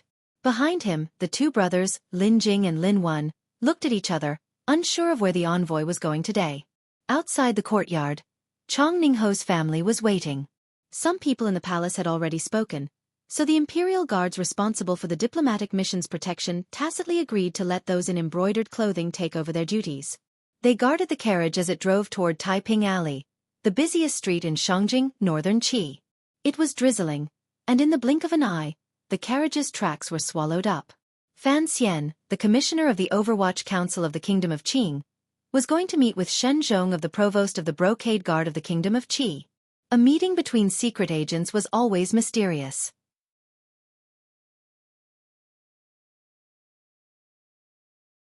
Chapter 223. Raindrops hit the roof of the carriage with a dull thud. Fan Xian closed his eyes to rest. He didn't know how long they had been traveling, but he found that the carriage had finally stopped. Fan Xian opened the door of the carriage with one hand and smiled slightly. He stepped out into the rain, only to find that there was an umbrella over his head, shielding him from the wind and rain. Only the cold of spring in the alley around him seeped in through the umbrella. Wang Qinian, dressed in black, held the umbrella over Fan Xian's head. Behind him, the 7 tiger guards carried long knives on their backs, silently lined up on either side of Fan Xian. Fan Xian wore a dark-colored cloak with a plain-colored robe underneath. Hidden underneath was the nocturnal clothes he had prepared before leaving the capital. His plain clothes exuded a murderous aura. Paired with his handsome face, he looked incomparably spirited. "Commissioner Fan, this way please." The brocade guard responsible for leading the way expressionlessly extended his hand and led them into a courtyard. The courtyard was in a side alley. Fan Xian tilted his head slightly and could faintly hear the bustle in front of him. He smiled and said, "Looks like it's the back courtyard of a brothel." The brocade guard's expression froze for a moment, then he replied with a smile. "Commissioner, your hearing is amazing. This is the back courtyard of Panchalin. Master Shen likes to entertain guests here." Fan Xian knew of Panchalin. According to legend, it was the most exclusive place in northern Qi. The first founding emperor of northern Qi had been a frequent visitor here. He smiled and nodded. He stepped on the puddles of water on the stone slabs and walked into the back courtyard. The courtyard was filled with layers of bamboo and layers of fake mountains. Brocade guard spies could be seen everywhere. These people were clearly guards, and they did not deliberately hide themselves. Along the way, Wang Qinian held the umbrella, and the 7 tiger guards followed silently. With Fan Xian at the front, they walked coldly and confidently into the depths of the courtyard. Along the way, seeing this group of people from an enemy country in the south, the brocade guards could not help but be surprised. They were surprised at the other party's courage, and surprised at the youth of the important figure in front of them. With a swish, Wang Qinian closed the umbrella and silently retreated behind Fan Xian. Fan Xian held his hands behind his back and narrowed his eyes at the courtyard. The room was quite large, with a large round table in the middle. There was a large empty space around it, and all sorts of exquisite decorations. The round table was wide enough to seat 15 to 16 people, but there were only 2 people sitting at the moment. One of them was dressed like a rich man. He wore a silk hat and a jade ring on his finger. After this person saw Fan Xian come in, 2 unusual cold lights began to appear in his extremely ordinary eyes. He looked directly at Fan Xian's face. A moment later, he opened his mouth and said, "Commissioner Fan? I've heard a lot about you, and now that I've seen you today, you're indeed extraordinary." Fan Xian did not immediately respond to this polite greeting. Instead, he thought about it in his heart. All along the way, the Northern Qi Brocade Guard had addressed him by his official title of Commissioner. It seemed that this conversation was between the Overwatch Council and the Brocade Guard, and not a diplomatic negotiation between the royal court. He raised his right hand, and with 2 fingers undid the buckle at his neck, and the thin cloak slid down his back. Wang Qinian was already behind him. Fan Xian sat on the other side of the large round table, and looked at the rich man across from him. He noticed that the man's eyebrows were very thick, so thick that they looked like they had been drawn on. He couldn't help but smile. "Master Shen, you look so cold to the world. Why are you so polite to me?" This was the provost of the Northern Qi Brocade Guard, Master Shen Zhong. Shen Zhong controlled countless brocade guards in the north, and was one of the most powerful figures in the world. Fan Xian had not expected him to look so ordinary. If it weren't for the extremely detailed records of this man in the Overwatch Council's files, Fan Xian would not have been able to recognize him. "I'm not being polite." Provost Shen sighed. Looking at Fan Xian's delicate face, he couldn't help but shake his head. Master Fan, you are famous throughout the world for your poetry. I, as an uncouth old man, admire you greatly. I didn't expect to suddenly receive news in the last 2 months that Fan Xian, the immortal poet, has become the commissioner of the Overwatch Council. This I really don't understand. What is old Mr. Chen thinking? How could someone like Master Fan live like rats in the sewers like us? Fan Xian chuckled. Master Shen, you are too modest. I have traveled thousands of miles to become an official for the sake of wealth. No matter what I do, first, it is to benefit the court, and second, nothing more than to find a place for my family to live. These words were a bit blunt, and Shen Zhong sighed in his heart. He couldn't help but look down on this colleague of his from the south. After all, he was a young man, and his words and actions were a bit crude. He really didn't know what Chen Pingping was thinking, and he didn't know why the terrifying Emperor of the South would agree to the Overwatch Council's seemingly absurd personnel arrangement. In truth, as the provost of the Northern Qi Brocade Guard, Shen Zhong had always felt an indescribable admiration for his colleagues in the South. As for the crippled man in the wheelchair, he was even more respectful and fearful. He still couldn't understand how his counterparts in the South could obtain the Qing Emperor's complete trust, unlike him, who stood shakily in court and didn't know which day he would be thrown away like a pair of broken shoes by the people in the palace. Shen Zhong immediately came to his senses. He knew why Fan Xian, as the head of the envoy, had taken the risk of meeting him through Chong Ningho. There was a huge profit to be made in this transaction. Shen Zhong couldn't help but be tempted, and the palace couldn't help but be tempted. When it comes to things like gold and silver, no one would complain about having too much. Shen Zhong suddenly smiled. It's just that I can't see how the provost can benefit from this. Fan Xian waved his hand, and Wang Qinian and the 7 tiger guards left. Shen Zhong nodded, and the rest of the people in the hall also left. Fan Xian looked at the man sitting next to Shen Zhong with some surprise. He was dressed luxuriously, but he didn't have the royal air that Fan Xian was familiar with. It seemed that he wasn't someone sent by the royal palace of Northern Qi to listen in. So why did he have the right to continue sitting here? This is Master Cui, Shen Zhong introduced. Master Cui stood up and bowed to Fan Xian, but there was a hint of pride on his face. Fan Xian frowned. A man of the Qing kingdom? Shen Zhong laughed heartily and said, I thought the two of you already knew each other. Commissioner Fan, this Master Cui is the second son of the Cui clan of the Qing kingdom. The Cui clan and the Fan clan have always been on par, and both are sons of noble families. Fan Xian frowned. Master Shen, what do you mean by this? A sinister look flashed through Shen Zhong's eyes. Master Fan, didn't you want to talk business? In fact, I've been doing this business for many years, so I want to know if Master Fan has any more benefits for me. Fan Xian tilted his head slightly and looked at Master Cui, trying to read his face. Suddenly he asked, Master Cui, did you come to this banquet of your own accord, or did your family elders ask you to come? How could I miss such a grand event? Master Cui didn't seem to be afraid of Fan Xian. Things had become very clear. This Master Cui was clearly representing the interests of the Cui clan, and behind the Cui clan was the eldest princess, who was far away in Xinjiang. It wasn't that Fan Xian hadn't considered the possibility that the eldest princess had relied on smuggling to obtain so much profit from the palace treasury. But he hadn't expected that the provost of the Brocade Guard would pull the eldest princess's representative to the table. What made Fan Xian even angrier was that this rascal Cui actually dared to sit at the table and act as a bargaining chip for the other party. The eldest princess had a favor to ask of Fan Xian, so it was impossible for her to interfere in his affairs. It must have been this rascal Cui acting on his own. Fan Xian had taken the initiative to contact Shen Zhong. On one hand, he wanted to build a connection, but on the other hand, he wanted to attack Xinjiang's source of income. He hadn't expected the Northern Qi Kingdom to play such a trick. What should have been a game of secret bidding had been brought out into the open. As if sensing his displeasure, Shen Zhong smiled and said, Master Fan, there is no harm in being frank. We are all people who want to make a fortune. This Master Cui and you are planning to do business in a way that overlaps, and I cannot eat both sides. Naturally, I would like to hear your opinion. Fan Xian regained his composure. He looked at Master Cui. I didn't expect Master Xueqi to have the guts to make such a big deal. How could I compare to Master Fan's guts? Master Xueqi smiled.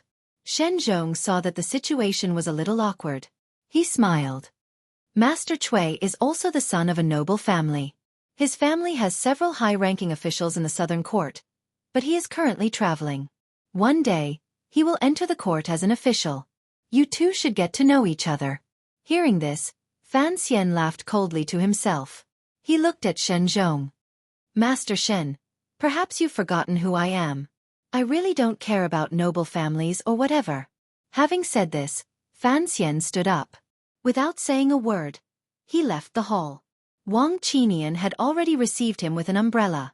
7 tiger guards gripped the hilts of their long swords in their hands. They escorted Fan Xian out of the courtyard. Along the way, none of the brocade guards dared to stop them. All they heard was the soft sound of a carriage outside the courtyard. Fan Xian had left so rudely. As if he hadn't expected Fan Xian to have such an intense reaction, Shen Zhong stood rooted to the ground. He had been immersed in officialdom for decades, and had seen all kinds of negotiations. But he had never encountered a situation like this. The way this young Commissioner Fan did things was far beyond anyone's expectations. He turned his head and smiled warmly. Master Xueqi, this Master Fan is a man of character. Master Xueqi's face turned red and green. Fan Xian's words had greatly hurt his self-esteem. What noble families! How could Fan Xian say he didn't care about them? He thought angrily, what is the Fan family? He drank a cup of wine to drown his sorrows. In his heart, he felt that something was wrong. Shen Zhong looked at him, not saying a word. Suddenly, Master Xueqi's hands began to tremble. He remembered Fan Xian's identity as an Overwatch Council member, and that he was, after all, the son-in-law of the eldest princess. His face turned pale with fright. He looked at Shen Zhong again, his eyes filled with hatred. He cursed. Master Shen, you tricked me into coming here. Do you want me to die?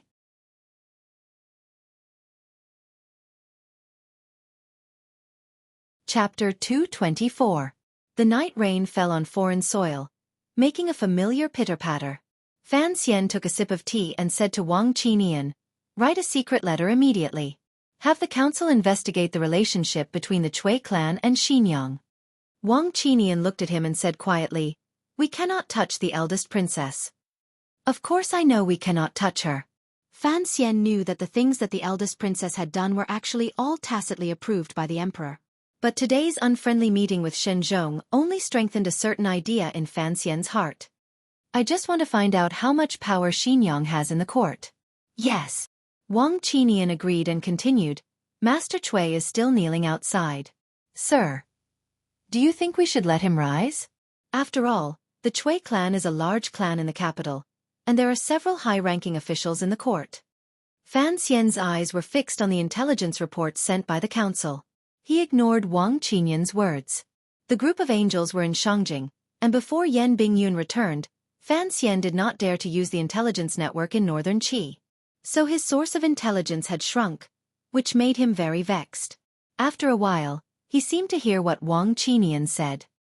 He said quietly, let him kneel. As a citizen of Qing, he is being used by northern Qi. I will teach him a lesson on behalf of my mother-in-law. The rain gradually lessened, dripping down from the eaves. This courtyard was an old building, so the places where the rain fell had sunk slightly. Fan Xian put on a robe and walked out of the room. He looked at Xueqi kneeling in front of the stone steps and did not speak for a long time. The other members of the diplomatic mission had long since avoided this small courtyard, so it was especially quiet. You should know very well what you should do if your family still wants to do business in the north. Fan Xian looked coldly at the soaked Xueqi. I will spare your life for today. Write a letter to Xinyang. As for how the eldest princess will punish you, that is your business.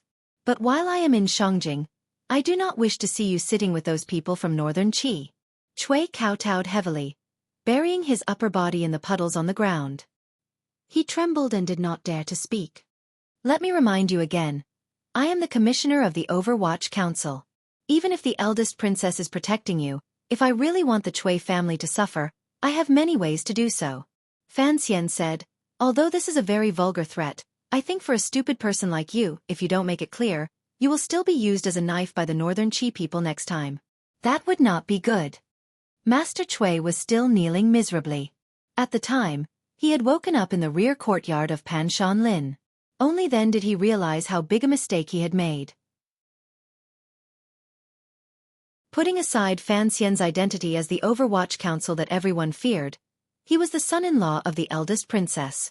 In Fan Xian's eyes, Master Xueqi was at most an ant. Today, he had acted on his own to see what the Overwatch Council wanted to do with Northern Qi. Originally, he had considered the issue from the eldest princess's point of view. But if Fan Xian really wanted to deal with him, he feared that the eldest princess would not bother to protect him. Given Fan Xian's current power and influence, aristocratic families were really not worth his attention. Let's put it plainly. Fan Xian looked at him. You work for the eldest princess. Naturally, I will not make things difficult for you. But right now I want to do something, so I hope you can see the situation clearly. Yes, Master Fan, Master Xueqi said in a trembling voice. I have made a mistake. We are all officials of the kingdom of Qing. No matter what happens in the court, once we leave the country, we must remember that you and I are both citizens of Qing. Do not let outsiders laugh at us. This is what angers me the most. After this little interlude, Xinjiang carefully maintained their respect for the diplomatic mission, and Northern Qi finally felt Fan Xian's power. More accurately, they felt the power of the Overwatch Council of the Southern Court. Shen Zhong had always made deals with Xinjiang, so when Fan Xian proposed this deal through Chong Ningho, he did not think much of it. But looking at the current situation, it seemed that the rumors were true. If Fan Xian really did control the palace treasury in the coming year, the eldest princess would lose her power, and Shen Zhong's discipline commission would offend Fan Xian, then a large source of income would be cut off. The Northern Qi Palace also knew of this matter. The Empress Dowager fiercely questioned Shen Zhong. Shen Zhong was full of anxiety. Who would have thought that Commissioner Fan would not even give him a chance to bargain? And the news that Master Xueqi had knelt at the diplomatic mission that night had also reached the ears of the brocade guard. Shen Zhong knew that he had to look at Fan Xian in a new light. But no one could have guessed that Fan Xian actually did not want to discuss the deal. A few times, Shen Zhong sent people to invite Fan Xian, but Fan Xian coldly pushed them away, as if he did not want to talk. Sir, what exactly do you want? Wang Qinian was Fan Xian's most trusted confidant. There were many things that even the Overwatch Council did not know, but Wang Qinian was well aware of them. He knew that Fan Xian had secretly done many things to deal with the eldest princess of Xinjiang, but the eldest princess did not seem to have noticed. But now, Fan Xian looked as if he wanted to reconcile with the eldest princess. This puzzled Wang Qinian.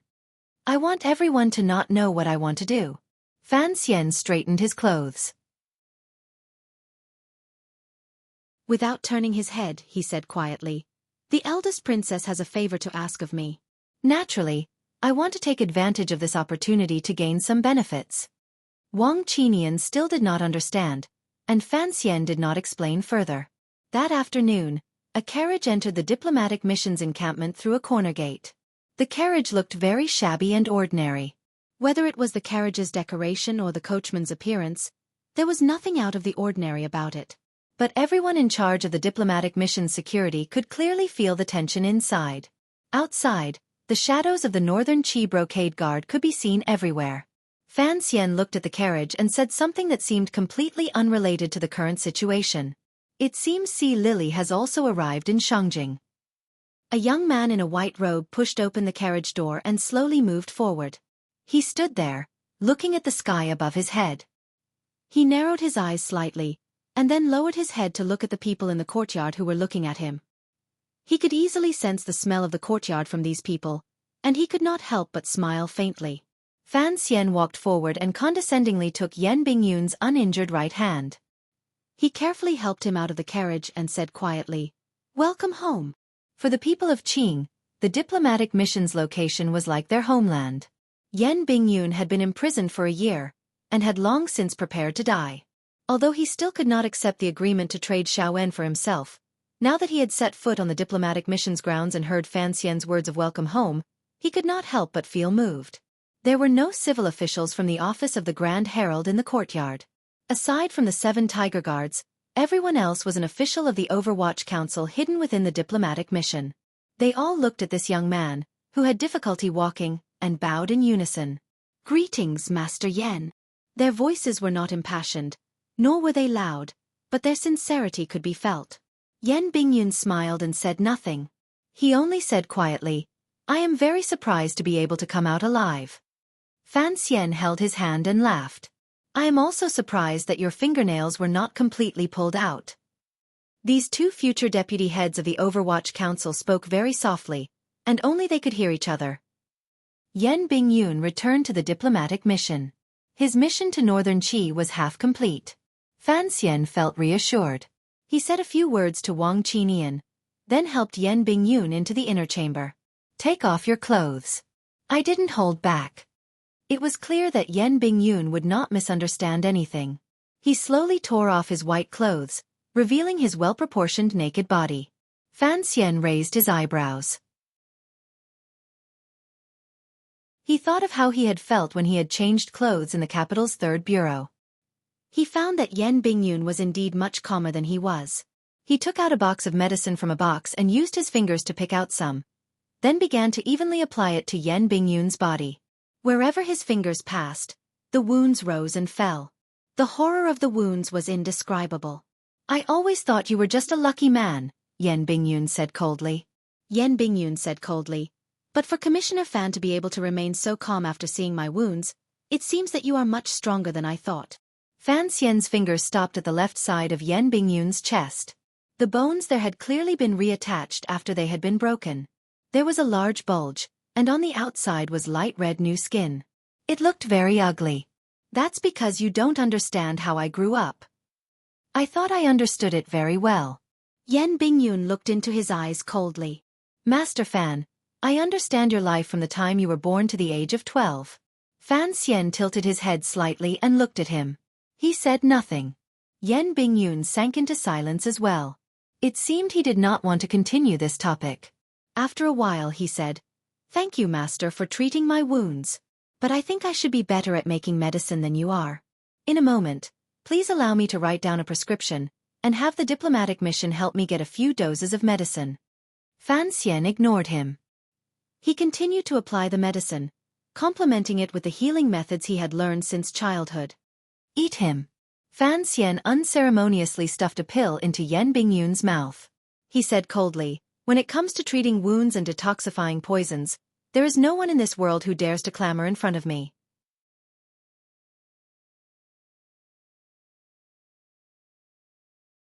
Chapter 225. Who's Fei Ti? Who else in the council is named Fei? "Sir, are you talking about old Fei?" "I'm talking about that old freak." Fan Xian had finished everything. He called for someone to bring in a basin of warm water. He carefully washed his hands and pulled off a piece of fur to dry them. Then he said to Yen Bingyun, "You've been tortured for too long. Your heart has been injured, and your martial arts training has been greatly damaged." After saying this, he carefully observed Yen Bingyun's expression. He found that Yen Bingyun's face was calm, as if he hadn't heard anything. He couldn't help but sigh in admiration. He had made up his mind to take this seemingly cold, but actually extremely arrogant young man into his fold. "After you return home, take good care of yourself. It's not like you can't be cured. If your nails are pulled out, they'll grow back. If your bones are dislocated, I'll have the bald man from the 7th Bureau break them again. I'll treat you again. I can't let you become an old cripple like Chen Ping Ping." Fan Xian joked, but Yen Bingyun felt a bit strange. The entire Overwatch Council had spies all over the world, and not a single one of them dared to call Director Chen an old cripple in front of others. Yen Bingyun slowly narrowed his eyes, as if trying to see the truth behind this matter. For example, why was Fan Xian already the commissioner of the Overwatch Council at such a young age? Right at this moment, a burning sensation rose from his chest and abdomen. Even though his temperament was incomparably firm, he was still shaken by this sudden pain, and the corner of his eyebrows twitched a little. "It's nothing. It's just a method to force out the poison. Because I don't know what poison is in your body, the medicine I used was a bit too strong. But with me watching, you won't die." Fan Xian didn't care, and helped him put on his clothes. Sweat beaded on Yen Bingyun's forehead. It was obvious he was in great pain. In a low voice he said, Damn, this is worse than being poisoned. What kind of antidote is this? Fan Xian was overjoyed. He clapped his hands and praised. Brother Yen, you're finally willing to curse. That's right. Who are you always putting on that cold face for? You can act cool in front of the Northern Qi brocade guards, but don't do it in front of me. I've seen it since I was little. What he had seen since he was little was naturally that cool Uncle Zhu. Who did you learn this antidote from? I don't trust you. Yen Bingyun asked coldly as he felt the area of his body that was smeared with ointment start to burn. As I said earlier. Fan Xian looked at him with a smile. A strange light flashed in Yen Bingyun's eyes. Forgetting all the pain inside and outside of his body, he hissed, "You are Fei Jie's disciple?" His voice was full of surprise. Fei Jie doesn't have a disciple like you. You even boasted that you knew everything about me before I was 12. Fan Xian began to tidy up the bottles by the bed. You don't even know who my teacher is, he said mockingly. Yen Bingyun looked at him and did not speak for a long time. Fan Xian looked back at him innocently. He rested his chin on his hand and looked at the worms all over Master Yan's body. I say, Brother Yen, he said quietly, why do I feel like you look at me with anger? This was a thorn in Fan Xian's heart. Since he wanted to subdue Yen Bingyun, he had to know why he had such strong feelings of resistance toward him. Otherwise, his days in the future would be difficult. There was a long silence. Yen Bingyun still did not seem to want to talk about this topic. But for some reason, as the burning pain inside and outside of his body gradually faded, the head of the Overwatch Council in the north began to feel dizzy. Looking at Fan Xian's beautiful face, he felt an inexplicable hatred. He thought of the exciting life he had led in the Northern Qi court these years, and his words seemed to escape from his dry lips. Commissioner, I don't know if you still remember that there was a murder case in Danzhou 5 years ago. It has never been solved. Fan Xian's hand, which was in the middle of closing the box, did not stop. He was slightly surprised. Of course he remembered that murder case. It was the first time Fan Xian had killed someone in his 2 lives. Even now, the cold chestnut that had burst out of the assassin's throat seemed to be stimulating Fan Xian's palm. I know what you're talking about. Fan Xian frowned. What does this have to do with you and me? Yen Bingyun smiled strangely. That assassin was under the jurisdiction of the 4th Bureau. It was because of this that I was chased north to be a rat. So you hate me? Fan Xian sank into silence. After a while, he suddenly laughed with extreme pleasure. I thought you should thank me. Why? Yen Bingyun's dizziness faded a little. After a moment of surprise, he returned to his cold demeanor. Fan Xian stared into his eyes and enunciated each word clearly. Because I can see that you were born to be a spy. You like this kind of life. I think these 4 years of hiding in Northern Qi, nervous and uneasy day and night, have been a very exciting and fulfilling life for you. Yen Bingyun said, If you like it, sir, you can try it. Fan Xian smiled and picked up the medicine box. Like a doctor, he walked out of the side room and closed the door behind him. He gave a barely noticeable shrug and scraped the drug out of his fingernails into the corner of the box. He warned himself in his heart that he would only use the drug on one of his own people once. There would be no next time. Yen Bingyun was indeed powerful. Under the effects of chloroform, he was able to wake up immediately. If he knew that Fan Xian had used this trick, it would be difficult for the 2 of them to get along. Hearing this story from Yen Bingyun made Fan Xian feel touched. At the same time, he knew the real reason why Yen Bingyun disliked him. Fan Xian felt very comforted. He did not think that he and Yen Bingyun had such a strange history. 5 years ago, because of the attempted murder in Danzhou, Yen Bingyun was chased to the north and became the head spy of the Overwatch Council in Northern Qi. 5 years later, it was Fan Xian who had come to bring him back. Thinking of this, Fan Xian couldn't help but smile. In this world, who knew when it would come back to haunt him? Sir, Boss Shang is here with wine, a subordinate reported. Fan Xian waved his hand. Take it. I don't want to see him. The subordinate acknowledged and went out. Fan Xian frowned. He had just lectured Master Cui, and now there was a letter from Xinyang. That eldest princess was really hot on his heels. As he was thinking this, Wang Qinian came in from outside. He held a letter in his hand. A letter from Shang Huairan. Fan Xian tore open the seal and read it carefully. A look of worry appeared on his face. What are these people playing at? He raised his eyebrows and went into the backyard. Yan Bingyun was very alert. When Fan Xian opened the door, his hand had already touched the knife at his side. Relax a little. Fan Xian looked at him, whose eyes were still closed. No one will try to assassinate you here. Yan Bingyun slowly opened his eyes and looked at Fan Xian's face. A cold look flashed through his eyes. What medicine did you give me? Why do I feel dizzy? I used some medicine to calm the mind, Fan Xian explained calmly. Fan Xian calmly explained, your spirit has been greatly depleted. If you want to recover as soon as possible, then you need a good night's sleep. I just didn't expect that your body's muscles would be able to resist the medicine. It's not very useful. What a pity. These light words covered up the earlier matter of the knockout drug. Fan Xian's delicate and untainted face was indeed the best disguise for crafty plots and conspiracies. Yan Bingyun knew that Fan Xian had entered the room because he had something to ask. His gaze fell on Fan Xian's hand. He frowned. Sir Fan, what is it? Fan Xian shook the letter in his hand and smiled. A letter from the eldest princess. Yan Bingyun was a little surprised, but he didn't show it on his face. What does this have to do with me? Before you return to the capital, you are still the commander of the Overwatch Council spies in northern Qi. Fan Xian smiled. So when the court wants to do something, I have to ask for your opinion. Please speak, sir. Yan Bingyun didn't change his expression. After Fan Xian had explained the contents of the 2 consecutive letters from Xinyang, Yan Bingyun furrowed his brows. There were a few strands of silver between his brows. He appeared weak. In a quiet voice he asked, why does the eldest princess care about these things? I only came to ask for your opinion. Should the council intervene in this matter? Fan Xian said. Yan Bingyun shook his head. The council wants Xiao En dead, but the eldest princess wants us to cooperate with Shang Shanhu to rescue Xiao En. These are 2 opposing goals. How can we cooperate? Fan Xian sat down and looked at Yan Bingyun's cold face. Let's not discuss this for now.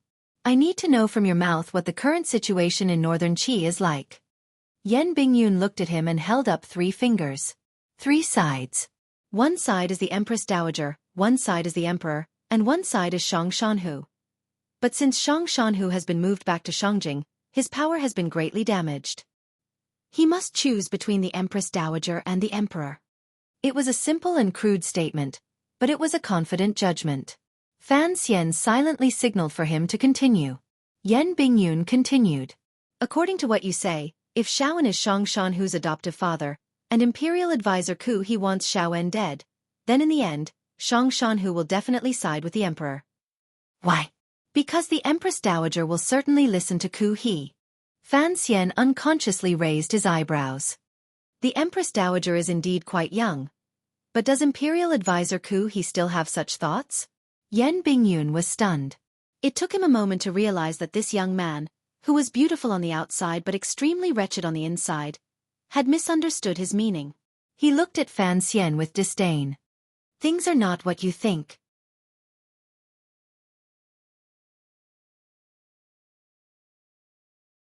Chapter 226. Through Yan Bingyun's narration, Fan Xian knew what had happened back then. After the kingdom of Qing's 3 northern expeditions, the Zhan family took advantage of the situation and established the kingdom of Qi. However, the founding emperor had unfortunately died 12 years ago, leaving behind only the Empress Dowager and the emperor, who had only been a few years old at the time, in the empty palace. Although the kingdom of Qing had stopped moving north, the ruthless Chen Pingping would not let go of this opportunity. He secretly supported and instigated some of the nobles of the previous dynasty and the Zhan family in Shangjing.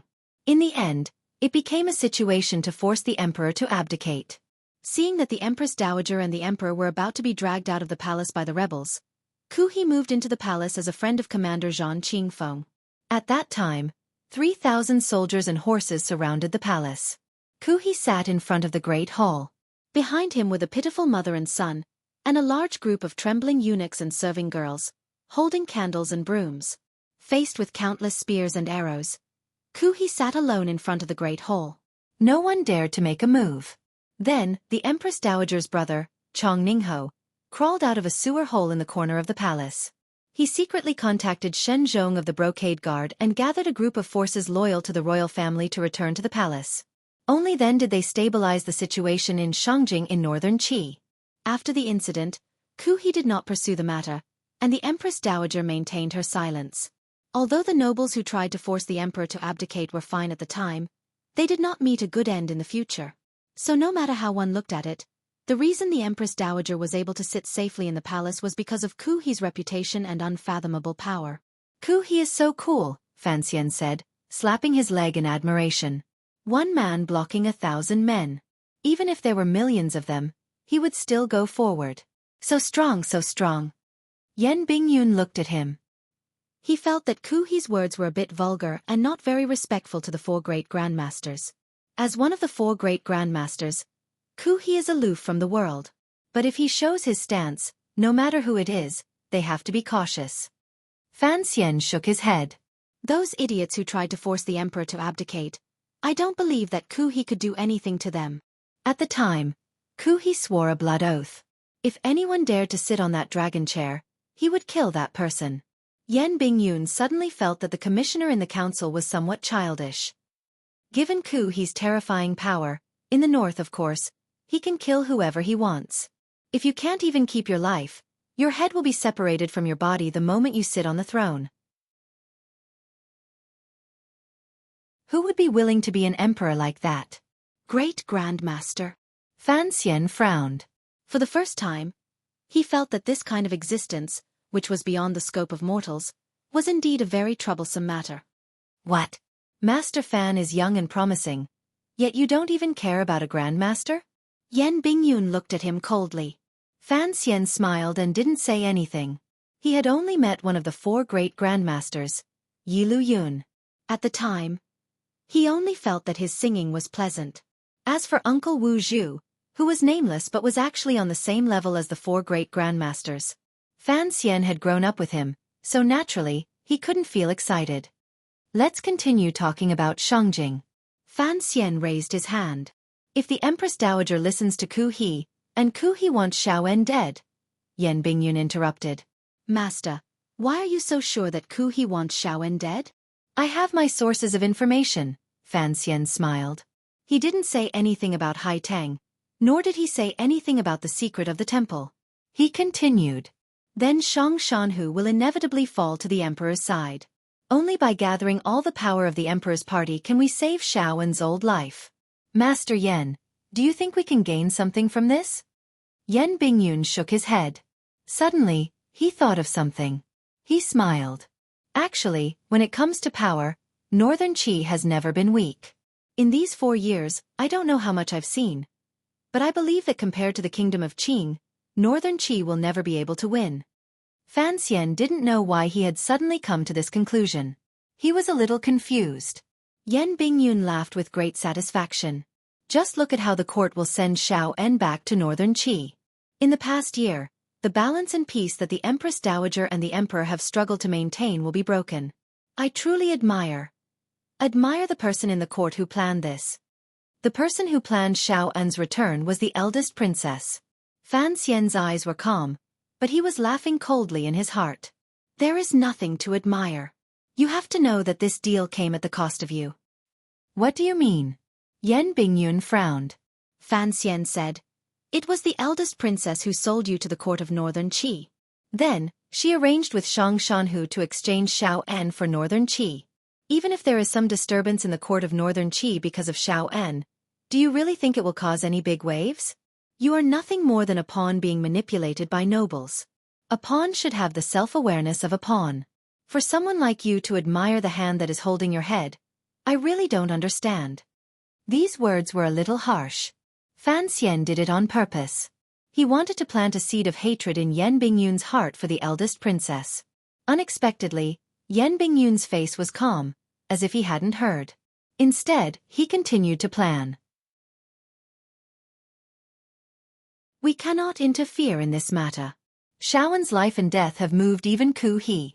The diplomatic mission is in a foreign country, after all. It is impossible for us to interfere, and there is no need for us to interfere. I agree with your view.